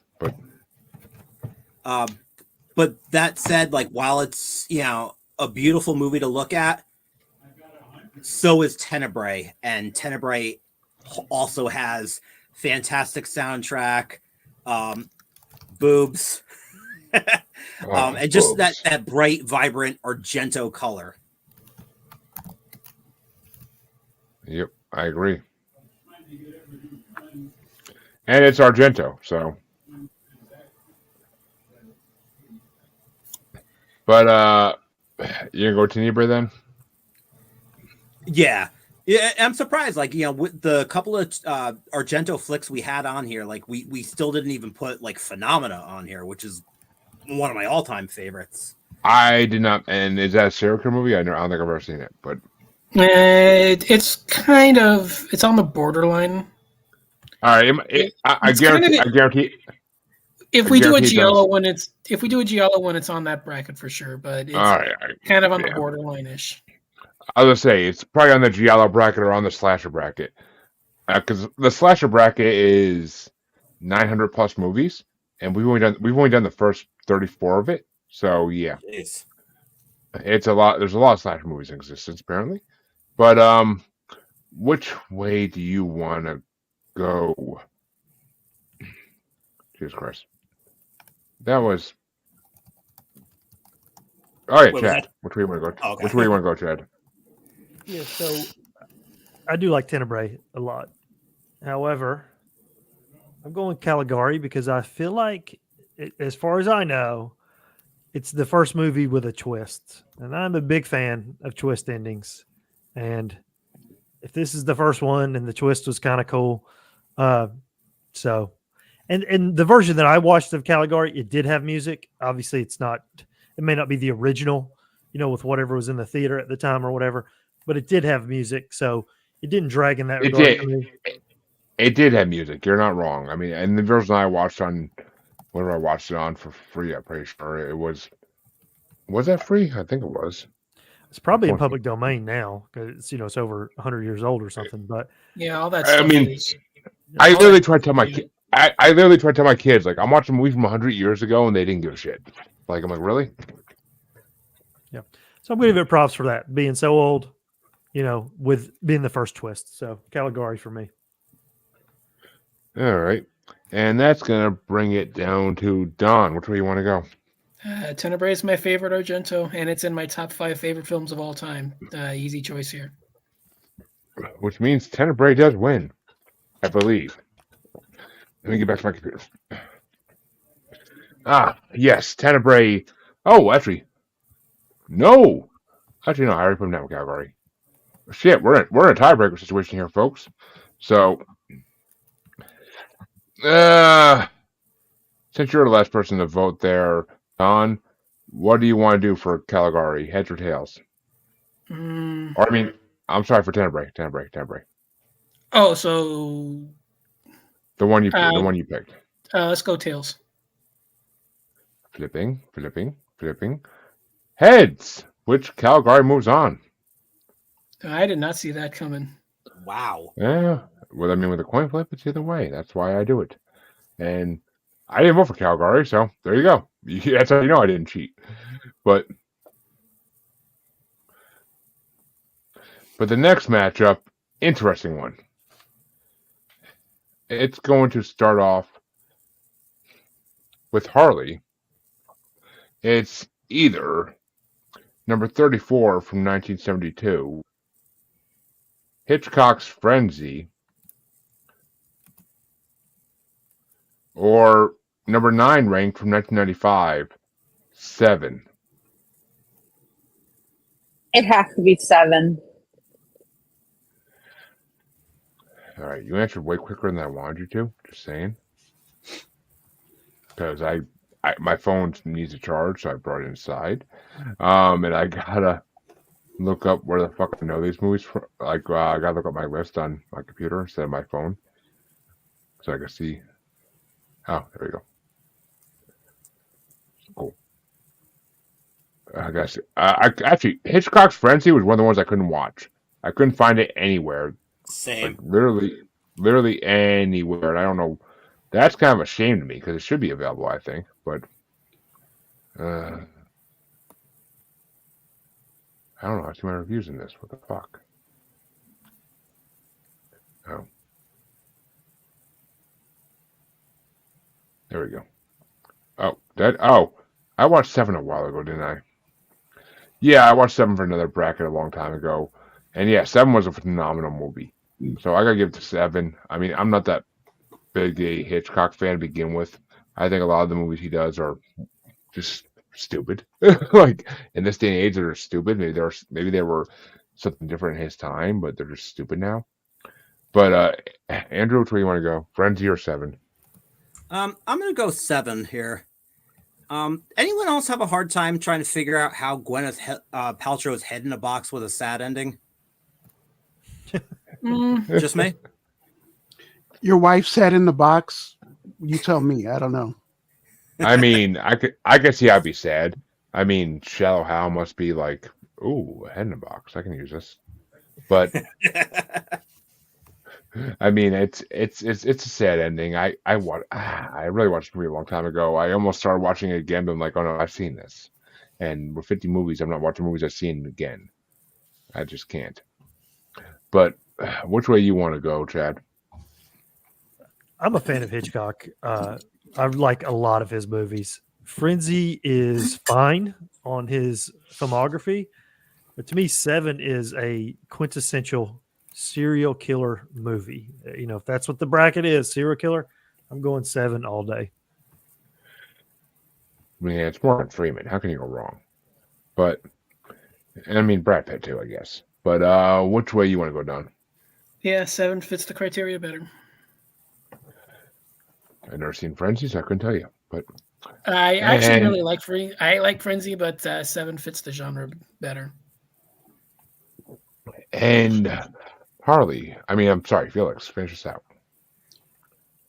First of all, a couple things. One, what's in the box? I always have this here sitting in my on my desk. Got this in a subscription box, and I'm going to open the box for you and show you what's in the box.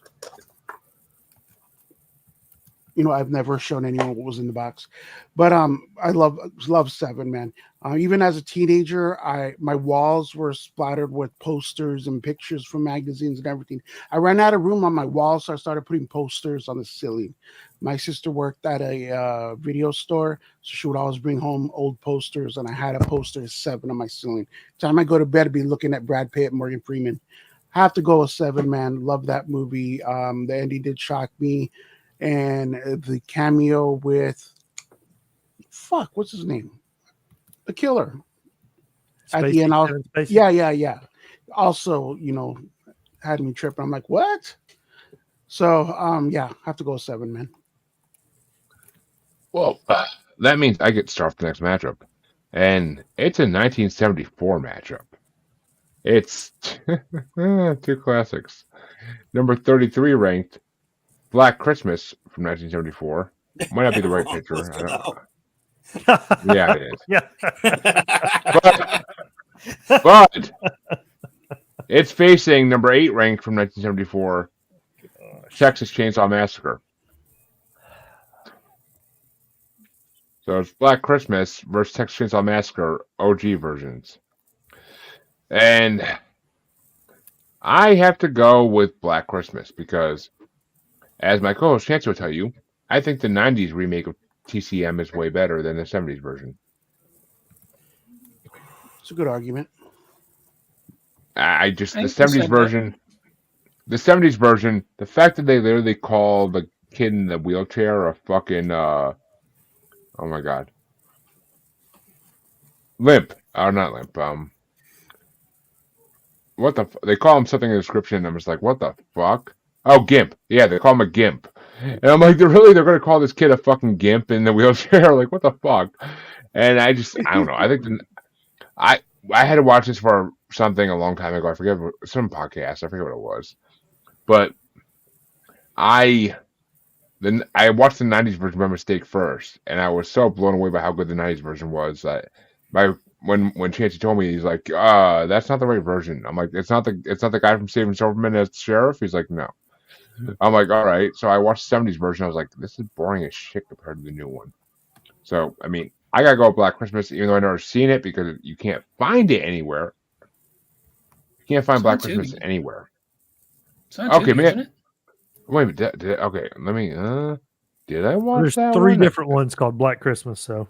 I know, Yeah, there's but multiple remakes, so. Yeah, but Yeah, the multiple original remakes. was Tubi. Oh, first remake actually, from the early 2000s was actually kind of decent. okay. I actually watched Black Christmas. I gave it I literally gave it 2 stars, and I wrote really stupid, boring slasher with no memorable scenes. So I honestly don't like either of these movies, but I'll give it to Black Christmas because I hate Texas Chainsaw Massacre 70s version. But Andrew, which way you want to go? You know, I do love the original Black Christmas. I double feature it with Silent Night, Deadly Night every Christmas Eve.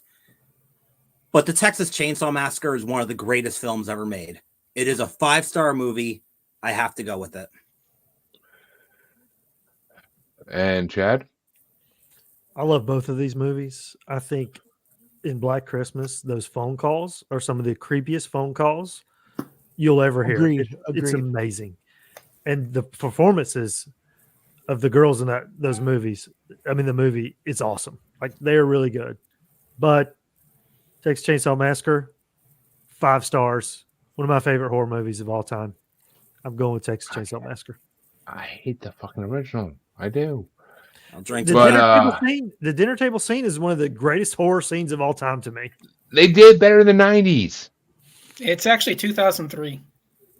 Oh, whatever. But Jeremy, still. when did you see this? The original Texas Chainsaw Massacre, like back in the day or earlier? Like a couple months ago.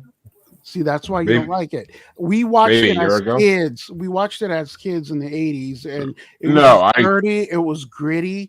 It sometimes you thought you were watching something. It just did something to you watching it back then as a kid. Maybe that's why you don't like it, 'cause you just recently saw it. I mean, I think that's why I think it's why my opinions on horror are completely different from most people. Because I didn't get into horror until I was in my 30s. So it was some Friday the 13th, some Chucky movies, whatever. Some movies I watched as a kid, but not many. But what way do you want to go? Oh, Don, you just answered, right? I haven't gone yet. Okay, yeah. So Don, Yeah. TCM or Black Christmas? Yeah, I actually don't really like both. I find both of them kind of overrated, and I do actually like the remakes of both better. But I'm still gonna go TCM here. I think that's a better movie. And Felix? Texas Chainsaw Massacre, man, hands down. Which means TCM does move on, but which way would you have gone, Harley? I'm gonna have to give it the Texas Chainsaw Massacre just for my friend Amanda. Well, I'm happy I didn't let a streak happen. But the next matchup gets started off by Andrew, back at the top again. And it's number 32 ranked from 2006, Perfume, The Story of a Murderer. Or number 7 ranked from 1931, M.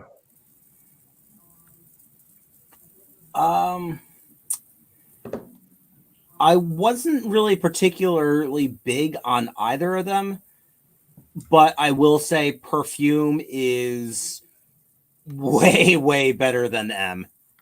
I just could not. M was a chore to get through.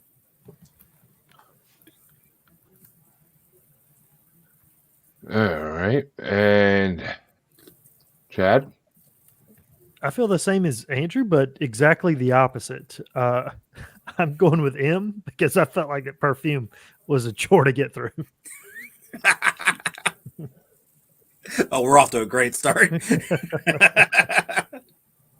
And Don? Yeah, the exact same. Oddly, I thought M was a lot faster and a lot easier to get through. Perfume just dragged endlessly. And Felix? Both of these were a chore to get. I would have to go with M. M was a little better. Perfume did drag a little. Harley?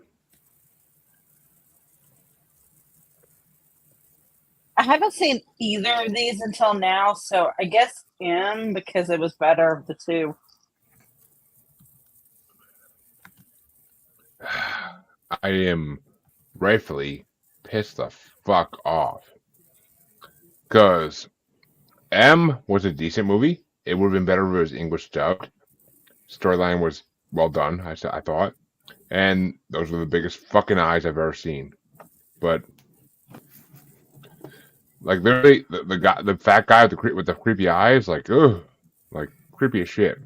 But I gave Perfume 4.5 stars. I thought it was amazing. Alan Rickman, Dustin Hoffman, like amazing roles. Like I thought Perfume was fucking incredible. I fucking loved it. It Right? was so creepy. What? Did somebody say what? Oh, I just said right. Oh, right. Thank you. Yeah, I mean, Perfume was I'm agreeing with you. Perfume was amazingly done. So many good actors, so many amazing roles. Like Perfume was incredibly done. Like I would have given mine Perfume any day of the week. Like it's just a better movie in my opinion. M was old and creepy, but it was not good. Like Perfume kept me intrigued. It was one of the last movies I watched for this bracket because I kept putting it off. Like, okay, I don't know if I want to watch this, but I didn't even look at the actors. And then once I started watching it, I'm like, is that? It is. I'm like, is that? And I'm like, that's fucking Snape. I'm like, holy shit! Like this movie's amazing. Like the roles were so well played. The main character's role, I never heard of him. He was fucking incredible. Like the whole movie was fucking weird and great. But whatever. And I think part of what me- happened too was I saw this this poster that you have up, and I just kept thinking of Joe Pesci after the doorknob in Home Alone. yeah, that's hilarious. So that might have been what partially ruined it for me. Possibly. But the next matchup is going to get started off by Chad. And it's number 31 ranked from 1986. Manhunter, the first Hannibal Lecter movie, going against number 6 ranked from 1960, Peeping Tom. I like Manhunter just fine. I mean, I feel like Anthony Hopkins is a much better Hannibal Lecter. Obviously. But Peeping Tom, it's kind of like one of the originals of that style. So I've got to hand it to Peeping Tom. And Don? Yeah, I'm not really a huge fan of Manhunter. Like was said, I prefer Hopkins. I think his trilogy is a lot more interesting. Yeah, I'm going Peeping Tom. It's one of the first slasher films. It's kind of like one of the granddaddies, or one of the early ones that kind of gets the genre going. I don't think it's great, but yeah, I do prefer it over Manhunter. And Felix. Red Dragon was a reboot of Right, the yeah. remake of Manhunter, right? Yeah, Correct. All right. So just because I've never seen Peeping Tom, which you guys, the way you guys talk about it, I want to check it out. But Manhunter, I thought it was okay. I liked it. Red Dragon was way better, but Yeah. I'll go with Manhunter. All right. And Harley? I'm going with Peeping Tom. See, to me, Peeping Tom was a weird ass movie with slow ass pacing. No gore. It's the Could be 60s. more- You're gonna have to deal with that. It's the I know. 60s. You're just- I literally said, like, which is, I don't I think li- that should be I don't think that should be a count against it. That's just the style at the time. but I literally said in my fucking review on Letterboxd, which I guess is representative of the release date, but could have been more entertaining, though. But for a 60s movie, not horrible. Manhunter, I forget what I wrote exactly about it, but I fucking love Manhunter. I thought it was a great movie. I thought it was very well done. Yes, Anthony Hopkins is obviously better. Who the fuck wouldn't say that? But I even said, I'm kicking myself for not looking at this movie sooner. I think the villain did a great job. I mean, I think the actor set up Anthony Hopkins to play that role. And the jumping through the window, seeing it at the climax was a little fucking stupid. But otherwise, I found no flaws with the movie at all. I gotta give one to Manhunter. I fucking loved Manhunter. Like, it was a good movie. Like, I was actually honestly happy I finally watched it. But, Andrew, gonna have a tie-breaking coin flip, or are you gonna go Peep Tom? First off, I'm going to answer your question. I am that guy that will say Brian Cox was a better Hannibal Lecter. He didn't have the role nearly as long, but there was something unsettling about him. Mm-hmm. Mm-hmm. Like that's the guy that I would have invited it into my home, More- not knowing. You know, more believable than Anthony Hopkins. I honestly did think that. I just didn't want to say it. yes, no, I'm a big Brian Cox Hannibal Lecter guy. Manhunter, I'm going with that. It's one of those rare 5-star films. I honestly thought it was fucking incredible. Like I couldn't take my eyes off the screen the whole time. It was such a fucking good movie. Everybody But, that calls it, Tom Noonan especially. Jesus Christ, what a movie! Like it kills me that that's not as well known as Silence of the Lambs. Exactly. But that means, well, Andrew, since you're the last one to go, heads or tails for Manhunter? I'm gonna go heads for Manhunter. Flipping, and heads. Manhunter wins. Yeah, That's what's up. Well, we'll see. Because next we have our second playing match of the night, and it's gonna be, what the hell? Number 29 ranked Creep from 2014, or number 5 ranked Badlands from 1973. And it's going to get started off by Don. Ugh, God. I couldn't find Badlands, and I fucking can't stand Creep. I don't know what you want me to do here. I I'm gonna do. I haven't seen one film, and the other one I can't stand. I bought Badlands on Amazon because of who the cast was. I haven't seen it, and I can't stand Creep. So I don't know what you want me to do here. Whichever way you want to go. If you don't like Creep, then go If you want me Badlands. to just do a coin flip. I mean, I'll Do tell it. you, Do a coin flip. Badlands is Martin Sheen and Sissy Spacek. I mean, it's got to be better than Creep. So I don't know what you want me to do here. I haven't seen one, and I can't stand the one that I have seen. So I guess Badlands, just because it's not the one that I saw that I thought was crap. And Felix? What was the other one again? Creep. Badlands or Creep? I'll do a Badlands. And Harley?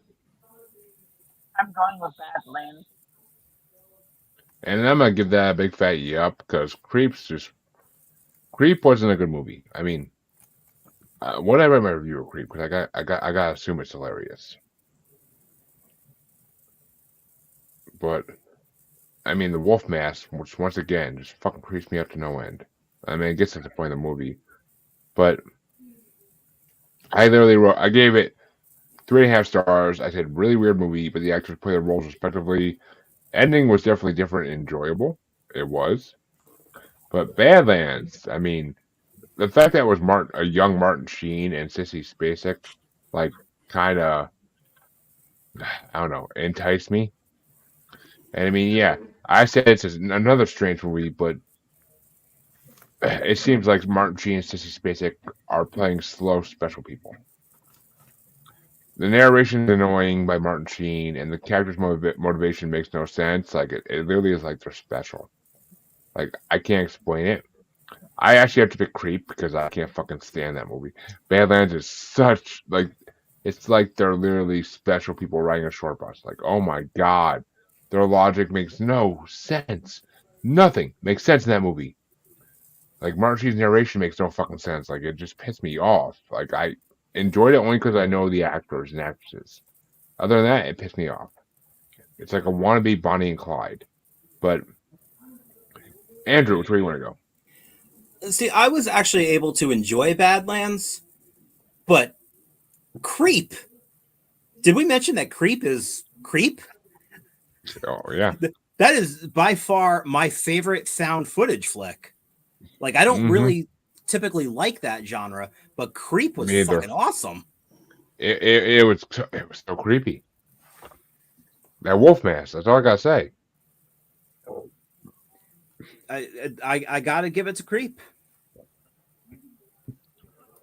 Like I know that I've already probably lost this battle, and I now understand what Red yeah. Fox felt like because I'm coming, Elizabeth. But yeah, Badlands already moved on, and that means the next matchup's gonna get started by Don, and it's gonna be number 5 Badlands from 1973 versus number 30 ranked from 1975 Deep Red. Deep Red. No question here. I've at least seen this one, and it's one of my favorite Argentos. So, yeah, no questions here. Deep Red. And Felix? Deep Red all day. And Harley? Deep Red. See, I just looked it up because I didn't remember Deep Red really, but I gave it 2 stars and said it's a boring ass movie, so hard to pay attention to. Like I just couldn't keep my concentration on it. Like it was not a good movie in my opinion. But Yeah, it depends on what cut you watch too. well, I mean, I watched. Yeah, it depends on what cut you watch. I watched whatever's available on Shudder because I have Shudder, so I watch whatever version is available So on that's Shudder. the director. I think that's the director's version. Yeah, that makes sense because that's the 2-hour one. Yeah, I thought it was boring as shit the whole movie. Like I couldn't pay attention to it. Even I was like probably doing podcast stuff at the same time. Just like, here's how I test horror movies. If I can edit a podcast while watching it, it's shit. If I actually stop editing my podcast and shut my computer to watch it, it's a good movie. And I can usually tell like 15 half hour in whether I'm gonna like it or not. So, I mean, I'll finish it just because I'm gonna finish it. But I mean, Deep Red just wasn't good. I mean, Badlands was a more entertaining movie. Like I actually enjoyed that movie to some degree. But so I'll go with Badlands. But which way you want to go, Andrew? Deep Red. And Deep Red. There's a joke here I'm not gonna say. But moves on to the second round. And finish us out here, Chad. Which way would you gone? Definitely Deep Red. Badlands is boring to me. Yeah, I mean they're both boring to me, so fuck. But all right, we're down to the last 4 matches of round 1. And it's gonna get started off by Felix, and is it number 28 ranked?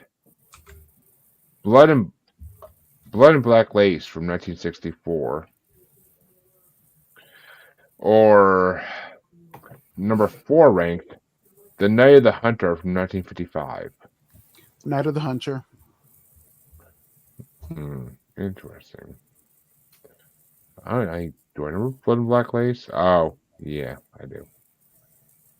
I remember it. Basically, fucking Sleepover Massacre Part 4 or 3, whatever the fuck it was. Yeah, okay, I see it now. Half a star.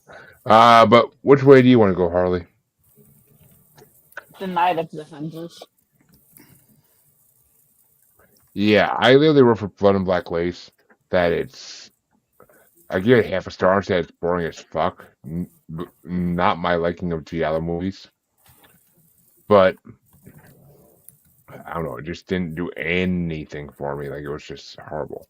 But The Night of the Hunter was different. I mean, the storyline these days is relatable, and I actually enjoyed it. So I gotta go Night of the Hunter. Like, I mean, it almost seemed like a Disney movie in a way. Like, Rich stepdad's trying to steal the money. Like, wait to run away. Like, it seems like a Disney movie. But I gotta go Night of the Hunter. It was honestly a better movie. But which way do you want to go, Andrew? Night of the Hunter. Ooh. And that means Night of the Hunter moves on, but how about you, Chad? Night of the Hunter. Ooh. Are we going for another sweep? And Don? No, we are not. We are going Blood and Black Lace. I fucking love giallos. They're like my second or third favorite genre. My second or third favorite genre. I love Blood and Black Lace. I actually don't even really like Night of the Hunter. I think it's kind of boring. I thought it was.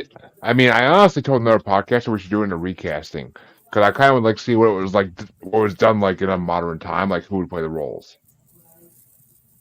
Yeah. Because it should be a movie that's remade, in my opinion. I mean, it's a pretty good movie. I mean, it's about an evil stepdad who fucking tries to take like the mother's money, but the kids are smarter than him. Like it's a classic Disney setup for like a live action. I'm telling you. But that means the next matchup is going to get started off by Harley. And it is number 27 ranked from 1984, Element of Crime, versus number 3 ranked from 2007, Zodiac. I'm picking Zodiac. Okay. And I got to look at Element of Crime because I don't remember it off the top of my head, even though I know I watched it. Oh.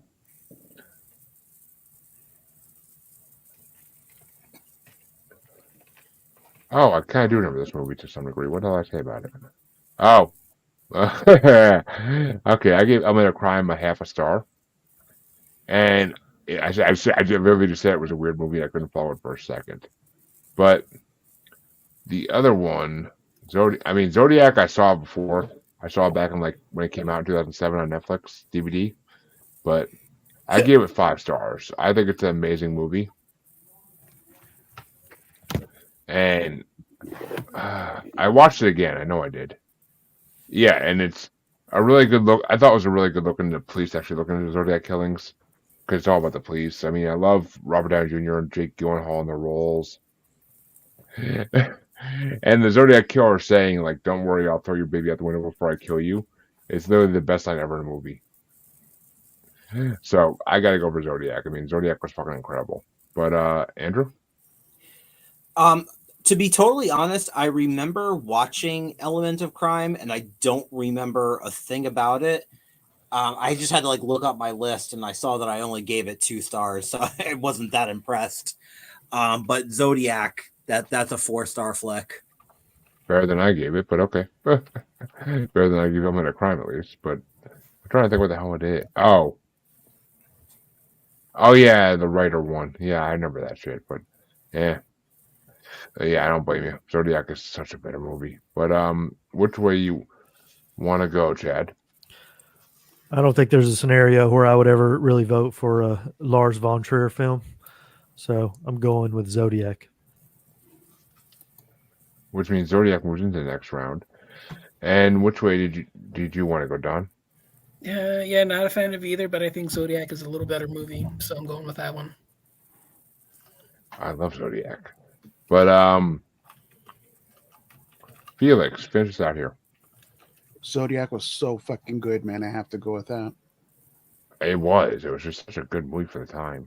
It's one of those that if it's on, I'll just stop what I'm doing and just watch it from wherever it's at to the end. Even though I can't say that, but it's a good movie. it's about a 4.5 stars for me, which is high for me. I watched it twice. I can't say I ever would watch it again.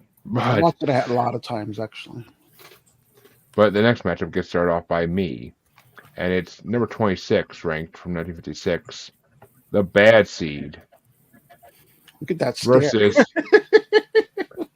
I know, right? Sorry. Versus number 2 ranked, The Silence of the Lambs from 1991. It's easy. So should I go ahead and point the elephant in the room here and just say Silence of the Lambs and let's move on? I agree. Ditto. Well, I'm gonna disagree with you. Well, actually, no, I don't think I am. But if we're trying to conserve time here, I think we should just pull an audible and say that. Well, let me say this: The Bad Seed. I give The Bad Seed 4.5 stars. Honestly, Really? It's not a bad film. I don't think it belongs on the list, and I think Silence of the Lambs does. I actually said why it's on the list of top 50 serial killer movies. I don't know. Yeah, that's what I was saying. I actually don't mind Bad Seed. I like it as well, but I don't think it belongs on the list. And Silence of the Lambs. Come on. Same. I mean, I ate her liver with a glass of Chianti. It's one of the best lines ever. So I'll go to Silence of the Lambs, and I'm just gonna stay in this column, in this box for a second here with this choice. But Andrew 4 stars. Going with Silence of the Lambs. and Chad Lambs. and Don Shouldn't it have been obvious by now? and Felix Silence of the Lambs. and Harley, Yep. which means we have our final match of the night to see who Silence of the Lambs will face in the second round, and it's gonna get started off by Andrew. It's number 25 ranked from 1992, Man Bites Dog, and number 1 ranked from 1960, the number 1 ranked movie in the serial killer list, Psycho from 1960. Well, that's easy because I barely remember Man Bites Dog, but Psycho is a fantastic flick. It gets yearly rotation every Mother's Day. Psycho. And Chad. Man Bites Dog is. I enjoyed it. It's fun until it's not. Like at some point in the movie, it's no longer fun. It's kind of makes me sick to my stomach. So, regardless, it's up against Psycho. So, Psycho. And Don. Yeah, Man Bites Dog's not bad. It's got its moments, but I mean, we're going up against Psycho here, so Psycho. And Felix. Just because we're all doing movies here, it's confirmed RDJ is going to be Doctor Doom in the Marvel MCU. I have to go Ooh. Psycho. Nice. I have to go Psycho all the way. Which means Psycho will face Silence of the Lambs in the next round. Ooh, that's a good one. But Harley, which way you want to go? Psycho. And see, I'm going to be different in this one. I hate Psycho. I think it's the worst version of Norman Bates I've ever seen. You want good Norman Bates? Watch Bates Motel. Don't watch Psycho. But Are you talking about the Bates Motel series or the Bates Motel movie? series. I never even heard of the movie. Okay. The series is fucking incredible, so I will go with that one. And I like Man Bites Dog better than Psycho. I hate Psycho. I literally hate it. But that means that round 1 is officially over at almost 2 hours in. But as always, round 2 and the rest of the rounds will go a lot faster because they always do. But round 2 gets started off by Chad, and I can get rid of me sharing the screen because we see all the shit. So, Chad, is it number 50 Pieces from 1982 or number 23 Frailty from 2001? I think I might lose this one because of all the love that Pieces got the first time around. But with Frailty being in my daughter's top 5, and I'm a big fan of it myself, I'm going with Frailty. Frailty got more love than Pieces did, so you could be surprised. But Don, Pieces or Frailty? Ugh, man, this is tough. I think Frailty is probably the better movie, and it probably even fits the bracket better. So I do like Pieces more, but I think Frailty is kind of more of a bracket kind of a entry. So I'm going with that one. And Felix? Pieces all the way, man. I explained why earlier. And Harley? Frailty. And yeah, I'm gonna agree with that because Frailty is a better movie by far. I honestly wish Cloverfish Killer beat it in the first round, but I will go with Frailty. And Andrew finishes out here. I'm going with the 5-star flick. Pieces. Which means Frailty wins 4-2. Bastard! Come on, everybody, sing it with me. Bastard! Which means the next match will get started off by Don. And it's number 22, Eyes Without a Face from 1960, or number 21, Henry, Portrait of a Serial Killer from 1986. I mean, I like Eyes Without a Face more, but again, I think what I said previously stands. I think Henry's probably closer, even though I think it's fucking terrible. Sure. I think Henry fits the bracket more, but I do personally enjoy Eyes Without a Face more. And Felix? It was Eyes Without a Face, and what else? Henry, Portrait of a Serial Killer. I'll go with Henry again. And Harley? I'm going with Henry. Yeah, I'm gonna hold off at winning just a second. I'm gonna go with Eyes Without a Face because I think it's a better movie by far. But Yeah, which way do you want to go, Andrew? Oh, Henry. We're doing it. And you are, because Henry does move on and will face Frailty in the next round. I think to a losing effort, but we'll see. And Chad. I would go with Eyes Without a Face. Henry Portrait of a Serial Killer makes me sick to my stomach. So I can see that. But that means that Felix could start off the next matchup, and it's number 20, Scream from 1996 versus number 19, Scream. I Saw the Devil. I Saw the Devil from 2010. Scream. And Harley?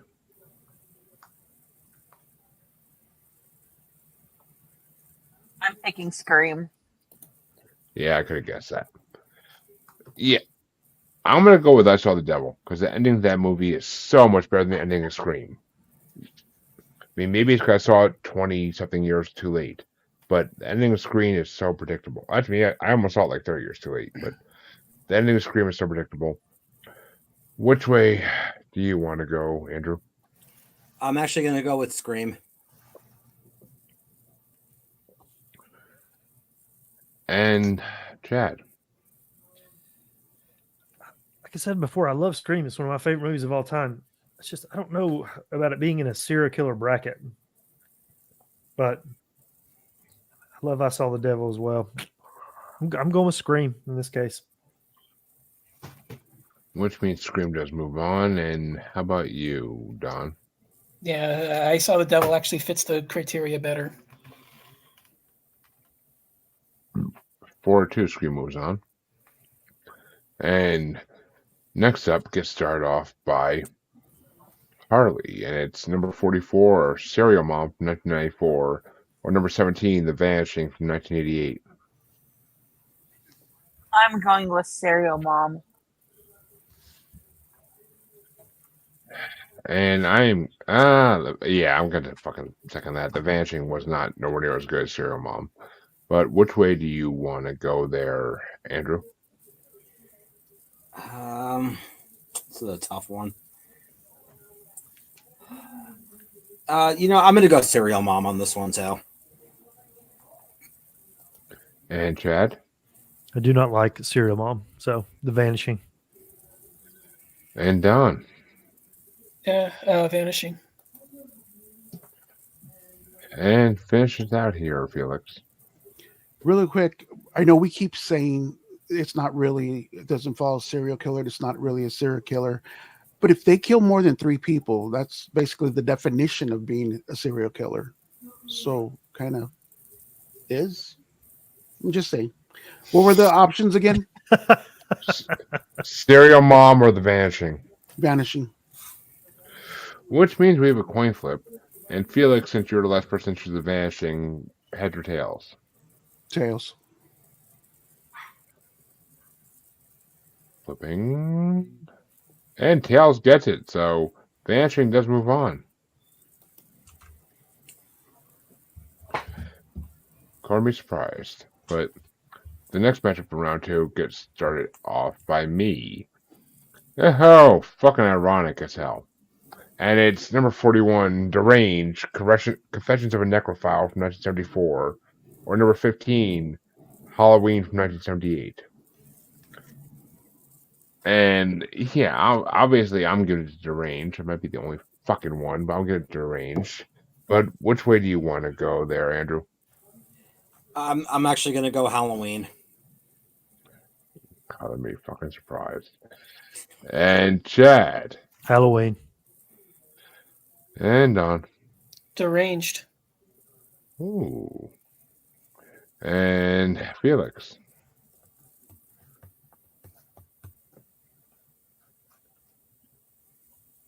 Felix. You're muted.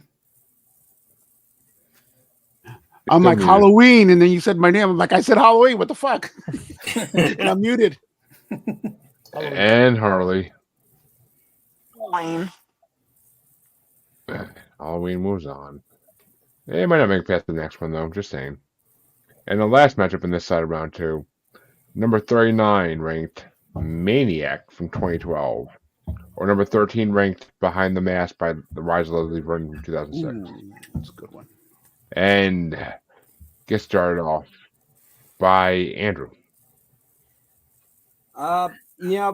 What was the choices? It was Behind the Mask and what? Maniac. Yeah, I did really like Maniac a lot, but Behind the Mask is a 5-star flick. We're going with it. And Chad. Behind the Mask, easy. And Don. Mask. And Felix. Behind the Mask. Which means Behind the Mask moves on. But Harley, which way would you have gone? Behind the Mask. Yeah, and we were first sweep around 2, because I fucking love Behind the Mask. It's better than Maniac by far. I do love how much love that Behind the Mask is getting. There is a flick I saw a while back that kind of would make a great double feature with that, but I don't know anybody that knows it. If you get a chance, check out Unmasked Part 25.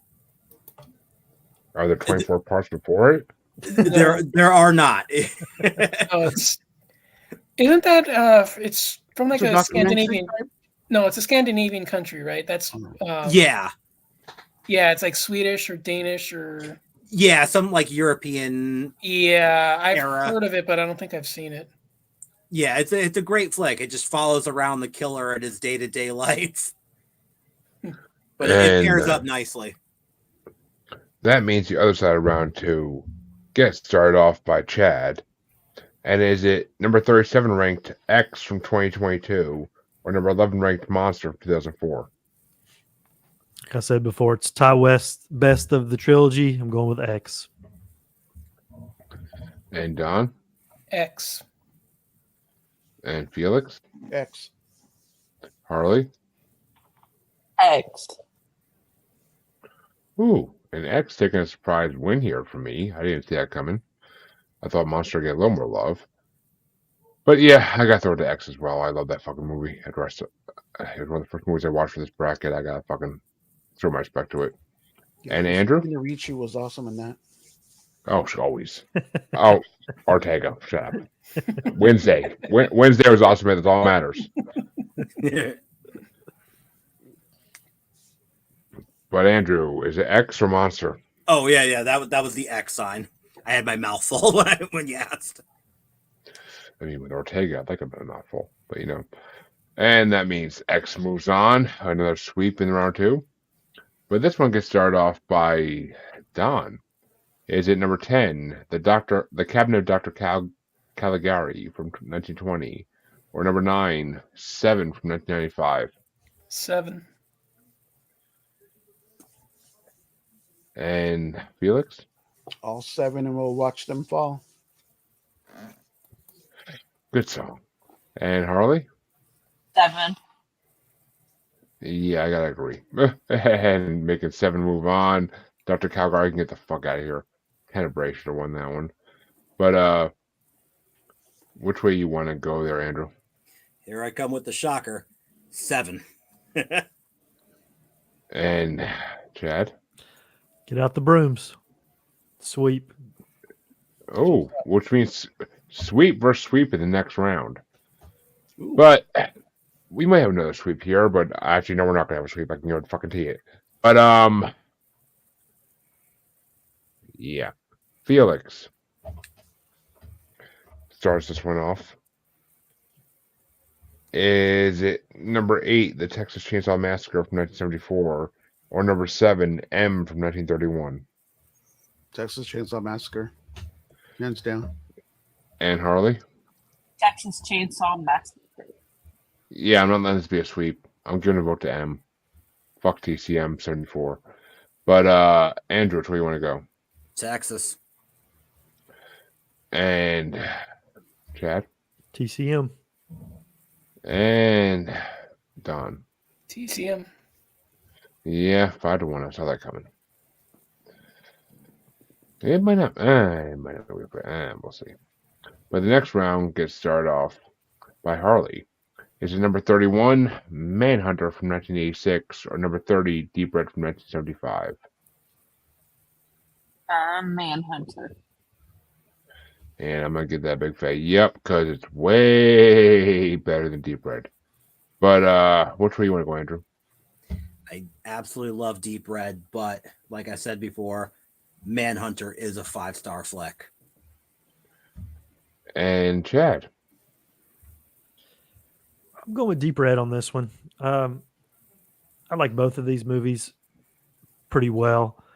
When I watched Deep Red the first time, I don't know which cut I watched, what y'all were talking about. I don't even remember. It might have been on Shudder as well. But I literally, close to the end of the movie, when they kind of revealed who they thought the killer was, and it was obvious everybody thought that was the killer, I rewound. I stopped, and I was like, am I missing something? It's clearly, like, how can it be this person? They were standing right next to the good guy. It didn't make any sense to me, but in kind of a good way. So I'm going with Deep Red. And Don. Deep Red. Which means, Mr. Felix, you could either make it a tie or go for Manhunter. Manhunter. Which means Manhunter will face TCM in the next round.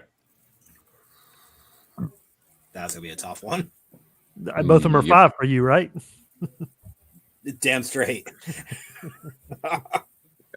And the next, there's only 2 matches left in round 2. The next one gets started off by me. It's number 4, The Night of the Hunter from 1955, or number 3, Zodiac from 2007. I gotta give it to Zodiac. It's a better movie. Blame it on the time, blame it on the year, whatever. But Night of the Hunter is a good movie, but it's not a great movie. Zodiac's a great movie, so I gotta give it to Zodiac. And I love Robert Downey Jr. in that movie. It's like pre-Iron Man by a couple of years. Actually, by a year. It's pre-Iron Man by a year, but he already has the fucking roll down by that point. But which way you want to go, Andrew?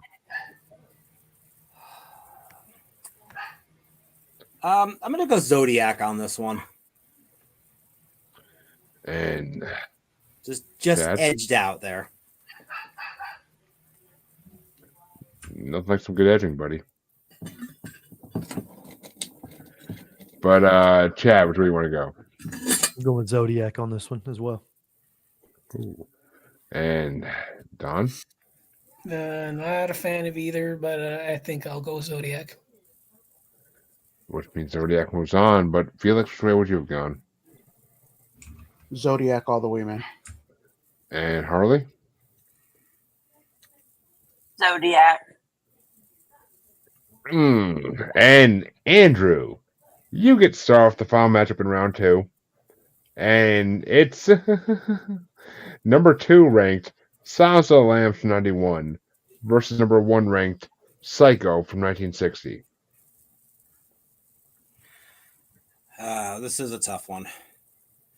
Well, you guys vote the number 1 and number 2 against each other. That's what's going to happen. It's Silence of the Lambs and Psycho. Yep.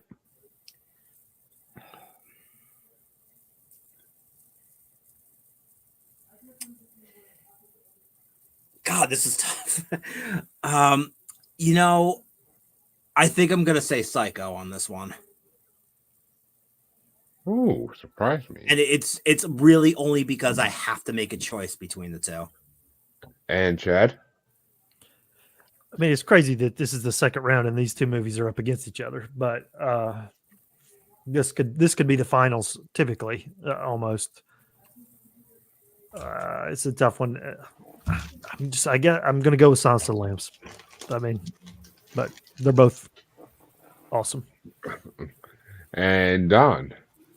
Lambs. And Felix. It's Lambs Against Texas, right? Psycho. First Psycho. Psycho. Ooh. Ooh. No, Lambs versus Texas going to happen to the semifinals. If they get that far. This one's a little bit of a stumper for me. Right? Lambs. I would have to, Lambs edges out Psycho. I want to say. And Don. I just went. I said Psycho. I said Lambs. It's my time. Okay. Yeah. Oh yeah. Sorry, I missed. I heard Felix voice for some reason. I thought it was Chad. So I don't know why. But Harley. Psycho. And which Oh, brings it down to me. Do And- it. Do it. No, because I hate Psycho with a passion. So I will gladly give it to Lambs. That's what's up. Hello, Clarice. Like, the lines that haunted my childhood. So, Silence of the Lambs, 100%. It can face Zodiac in the next round. That's going to be a harder matchup for me than this one was. But the quarterfinals get started off by Chad. And it's number 23, Frailty, versus number 21, Henry, Portrait of a Serial Killer. Yeah, I've told you about my issues with Henry Portrait of a Serial Killer, so I'm definitely going with Frailty here.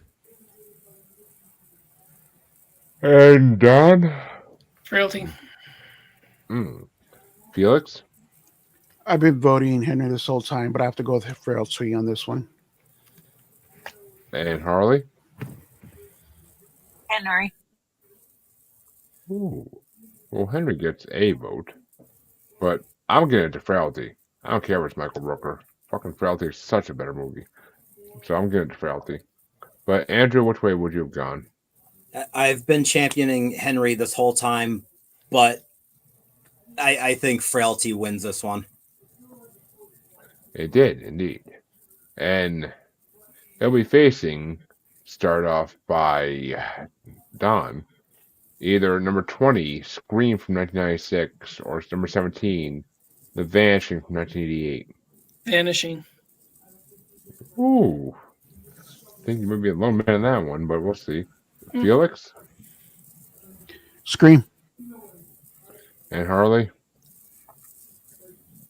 Scream. Yeah, actually, you're not going to be a lone man, because I'm going to give one to The Vanishing as well, because I prefer The Vanishing over Scream any of the week, because Scream is just stupid to me. I mean, once you watch a scary movie, Scream is not scary. It's fucking stupid. But See, you watched probably Scary Movie before you watch Scream. That's why you feel that way. But what about the ones that watch Scream first? it's like those who watch Blair Witch first. I don't feel bad for you. It's a horrible movie. But Andrew, Scream or Vanishing is all tied up at the moment. I got to go with Scream. And Chad, you can either make Scream win or make a tiebreaker. I'll make Scream win. That's what's up. God damn it. Scream moves on and might be losing the next round. We'll see. We'll see. But the next matchup is going to get started off by Felix. And I don't get started right off for once. It's number 15, Halloween from 1978, Halloween. or number 13, Behind the Mask, The Rise of Leslie Vernon from 2006. Ooh. Yeah, it's where it gets hard. Halloween just means Got more you there, to me. Felix. Halloween just means way more to me than Behind the Mask does. Behind the Mask is probably edging out maybe like a better movie, but like I explained, I'm not going to re-say all that. But Halloween means a lot to me, so I would have to go with Halloween. And Harley? Halloween. Yeah, I'm 100% voting for Behind the Mask on this one. Way better, more entertaining movie. I actually rewatched Halloween for this shit, and I regret it. But Andrew, which way you want to go? I'm even sitting here eating candy corn as we speak. Obviously, I love Halloween. I've been championing it this whole time, but Halloween is also only a 4-star flick. Behind the Mask is a 5.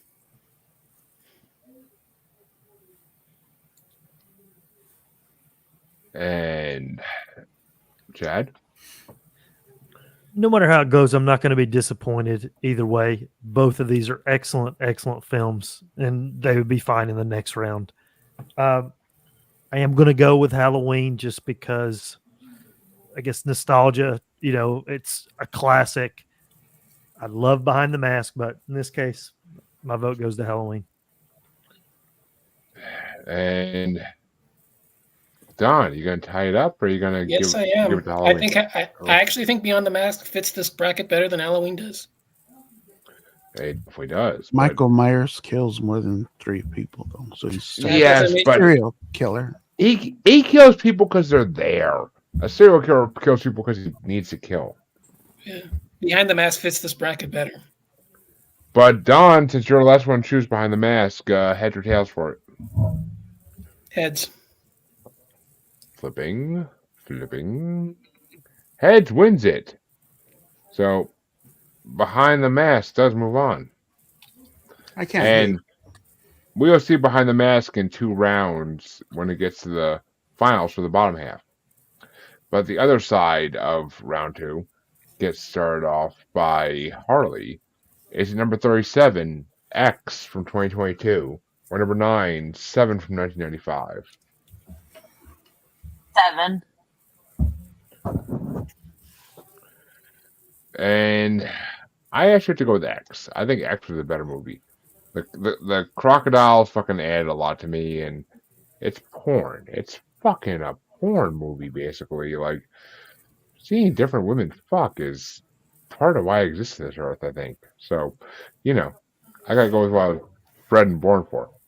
So, well, not really bred, but, you know, inserted from a lab. But either way. Andrew, which way you want to go? I'm going X. Easy decision for me. It really is. And Chad? I'm telling you, 7 is a quintessential serial killer movie. I'm going with 7. And Don? 7 fits the bracket better. I love X, but 7 fits the bracket. And Harley? I'm sorry, Felix. Felix. 7. Which means 7 does move on. I'm not disappointed. I'm just disappointed. And that means I start off the next matchup to see what 7 is facing in the next round. And oh, look at me. It's going to be number 8 ranked, the Texas Chainsaw Massacre from 74 versus number 31, Manhunter from 1986. And I'm giving it to Manhunter 100% because fuck 74 TCM. Give me 03 TCM. Way better.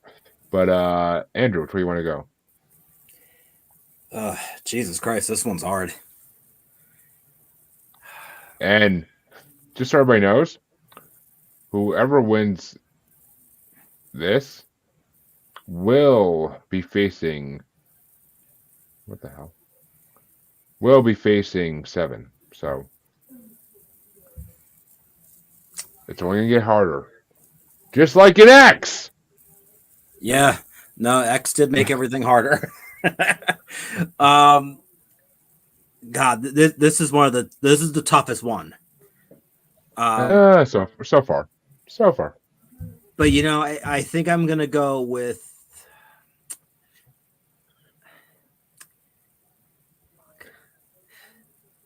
All right, I'm gonna go with Texas Chainsaw Massacre. Final answer. And Chad. This is easy. Texas Chainsaw Massacre. And Don. TCM. And Felix. Texas Chainsaw Massacre. Which means TCM unfortunately moves on, even though it's a shittier version. I don't need to see Leatherface dance with a chainsaw at the end of it. I'm just saying. But Hey, it's a Thanksgiving tradition in my house. I'm sure it is. But Harley, which way would you have gone? Just Chainsaw Massacre. God damn it. which means the final match of round 2, or I mean, I'm sorry, in the quarterfinals, gets started off by Andrew, and it's number 3, Zodiac from 2007, or number 2, Silence of the Lambs from 1991. What was it? Zodiac or Silence of the Lambs? We're gonna go silence on this one. And Chad. Silence of the Lambs. And Don. Lambs. And Felix. X. Not one of the movies. What other movies? Still wins. I have to go with Zodiac. Zodiac. I think I like them both. I know it's Lambs and Zodiac. I'm just kidding. But I like I say, Zodiac's on. I'll stop what I'm doing and watch it. I think it's a better movie overall. And Harley. Silence of the Lambs. Damn it. I'm going to give it to Zodiac. I think Zodiac's a way better movie. But personally. Because Buffalo Bill creeps me the fuck out. I'm not going to lie. Buffalo Bill creeps me out to no degree. But that means If you think about it, both of those movies are really dialogue based. They are. I just Zodiac. I just had me more. It did. I agree. But that means that the next matchup gets started off by Chad, and we're going to start the semifinals here. It's going to be number 23, Frailty, versus number 20, Scream. So, like Felix was saying, if you kill 3 or more people, it's a serial It's killer. Serial killer. Yeah, I understand that about Scream. It's one of my favorite movies. But to me, Scream is more of a slasher flick. Yeah, I I know. don't necessarily think serial killer. I think slasher. Definition of a serial killer is you kill more than 3 people. They kill more than get 3 it. people. I You know get what it. I'm saying? Not saying, but I'm saying. I'm going to go with Frailty on this. Ooh, over Scream? I mean, I love Scream. I just Definitely. I don't think of serial killer when I think of Scream. I just don't. How many people die in Scream, and who does the killing? Because if Billy only kills 2 and Stu only kills 2, I was waiting for that. I'm not lying. I was waiting for that. Roll. Just I'm for you, going I'm going to go Frailty. back and watch it again and do the count. Yeah. I'll text you Frailty's later. my pick. Yeah, since he's not here, I think I'll just go ahead and say I choose Frailty as well. Okay. And Felix? Definition of a serial killer is killing more than 3 or more people. I have to go with Scream because they killed way more than that. So better And movie too overall. I don't know about that, but how about you, Harley? I'm going with Scream. That's a known right there. Yeah, I'm going with Frailty. But which way do you want to go there, Andrew? Frailty's amazing, but Scream beats it. All right, which means I'm going to do a coin toss for this one. And the coin toss, since you picked Scream, which way are you going to go? We'll do Tails Scream. And Tails actually wins it. God damn it.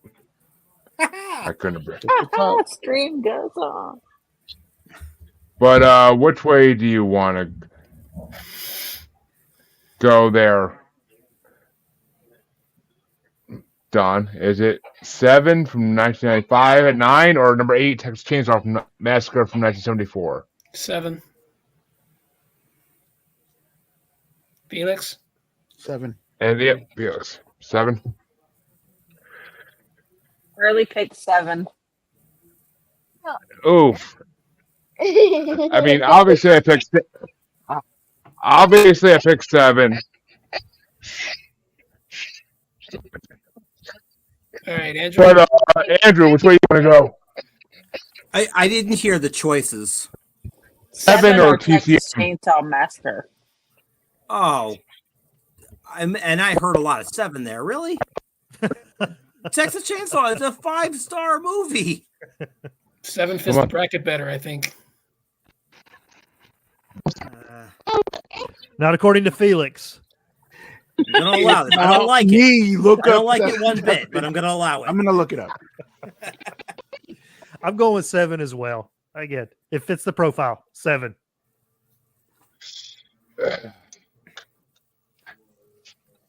And Chad. 7. Oof, which means 7 does make it to the next. Actually, 7. Yeah, okay, 7. Ooh, 7 wins. Jesus Christ, I did not see that coming.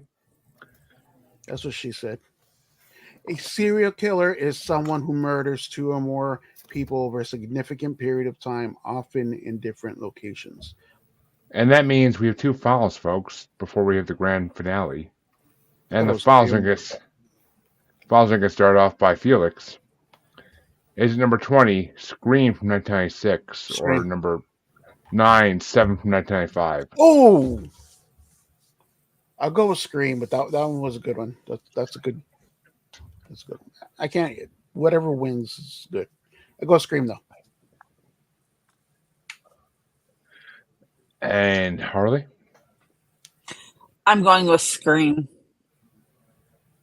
Yeah, I'm going with 7. Scream's shit compared to 7. So I'm going with Scream. 7. He said Scream is shit, so I'm going with Scream. Yeah, Yeah, I I'm thought I going heard that too. I said I'm going with 7, so fuck No, y'all. I you said I'm going with said- 7. No, he said Scream is shit, so I'm going with Scream. You mean 7.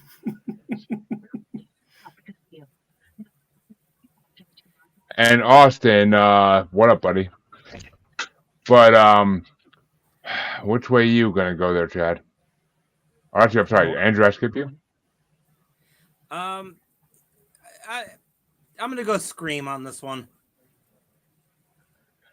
And Chad 7 fits the profile. and Don 7 fits the profile. and Don 7 heads or tails. Heads. Flipping, please. Oh, tails. Fuck me. Fuck. I know, right? Spawn twice. Which means Scream moves on, and we'll face the winner of the bottom finals. The bottom finals are gonna get started off by Harley. Number 13, Behind the Mask, Rise of Leslie Vernon from 2006, or number 3, Zodiac from 2007. Zodiac. Wait, I thought Silence of the Lambs went through? Am I wrong on that? You are wrong on that. Okay. Silence of the Lambs lost to Zodiac 4 Oh, I'm sorry. I fucking copied the wrong one. My bad. Yeah. So yeah, Harley, it's Behind the Mask, Rise of Leslie Vernon, or Silence of the Lambs. Silence of the Lambs. Okay, that's what I had anyway. But I have to go for Behind the Mask. But Andrew, Behind the Mask. and Chad, Lambs. and Don. Sorry. Mhm. Lambs. And last but not least, Felix, Lambs. Ouch. which means Lambs will face Scream in the finale. Is it number 20, Scream from 1996, or number 2, Silence of the Lambs from 1991? And it's going to start off by me. Ooh. And it sounds the Lambs for me. It has to be. But Andrew I'm gonna go Lambs on this one. and Chad Lambs. and Don, Lambs. which means Lambs wins first place. But which way would you have gone, Felix? Lambs and what? Scream. Scream. And Harley? Scream. But I'm fine with Which the way mean- it went too. Which means, folks, that Silence of the Lambs wins the first place. And second place is won by Scream. But that's the finals, folks. We're done with this. And, well, it's that time. We are going to see what the next I've been waiting to watch movies for a long time. So I'm fucking excited for this. We're going to see who the next winner is, to see who's going to be a bracket here. And let's spin it. Come on, Jello. Oh, come on. Fuck you, come on. God. So close. Mine And- won. Harley's one, which actually I'm not sad about this. I'm really not. I'm not either. It's an interesting genre. But Yeah. the next bracket, folks, which is only going to be 34 movies instead of 50, so it should happen a lot sooner. But the next bracket is going to be top 68 hospital/asylum horror movies, part 1. So the lower ranked ones, but still, it's going to be an interesting one, folks, and we'll see what's on that in the next couple months. Probably in like 2 or 3 months at the most. It's not going to be no 5-month delay in that shit. I guarantee it. But where can they find you, Andrew?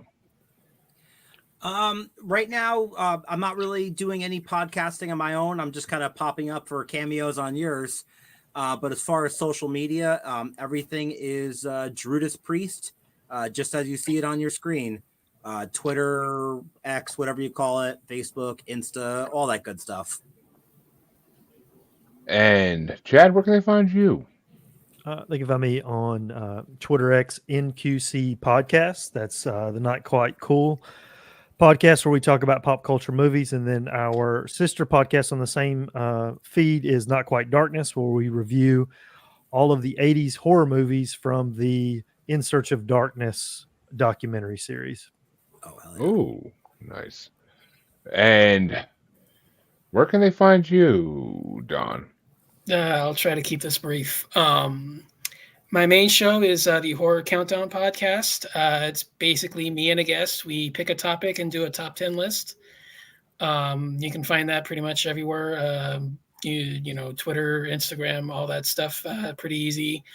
I do 2 side shows. No More Room in Hell presents Fresh Cuts, which is a weekly look at the biggest horror release, theatrical, streaming, VOD, what have you. It's, you know, weekly. We usually, you know, pump out an episode a week. And No More Room in Hell presents Creature Comforts, which is a look at monster movies. That is a monthly show. Both of those are found under No More Room in Hell. They're side shows. They're not considered dedicated feeds. So subscribe to No More Room in Hell, and you can find both of those shows. But Horror Countdown has its own separate feed. Ooh, I got to start guest starring Creature Comfort when you have ones I actually want to watch. But Felix, where can they find you? My mom's basement. Not surprising. Mod Squad Network, YouTube. Check it out. We do movie news there. We do giveaways on Saturdays. And we're actually looking for guests for a certain show, which I'll talk to you guys after this is done. And Harley, where can they find you? The Asylum with Harley and Joker and the Mod Squad Network. And motherfuckers, you know where you can find me. If you don't by now, been 200 plus episodes. Fucking shame. But No, check now you know. check the outro. It's all there. It's in every episode in the outro. So check that. If you're watching, look at this fucking thing scrolling across the screen the whole time for the last 2 hours and 39 minutes. Holy shit. Is that But, what it yeah. says? Just not paying attention to it. Look at that. But until next time, folks, I'll be back this week with regular episodes, but we'll be back with a bracket in 2 months, I'm guessing, but we'll see. Until next time.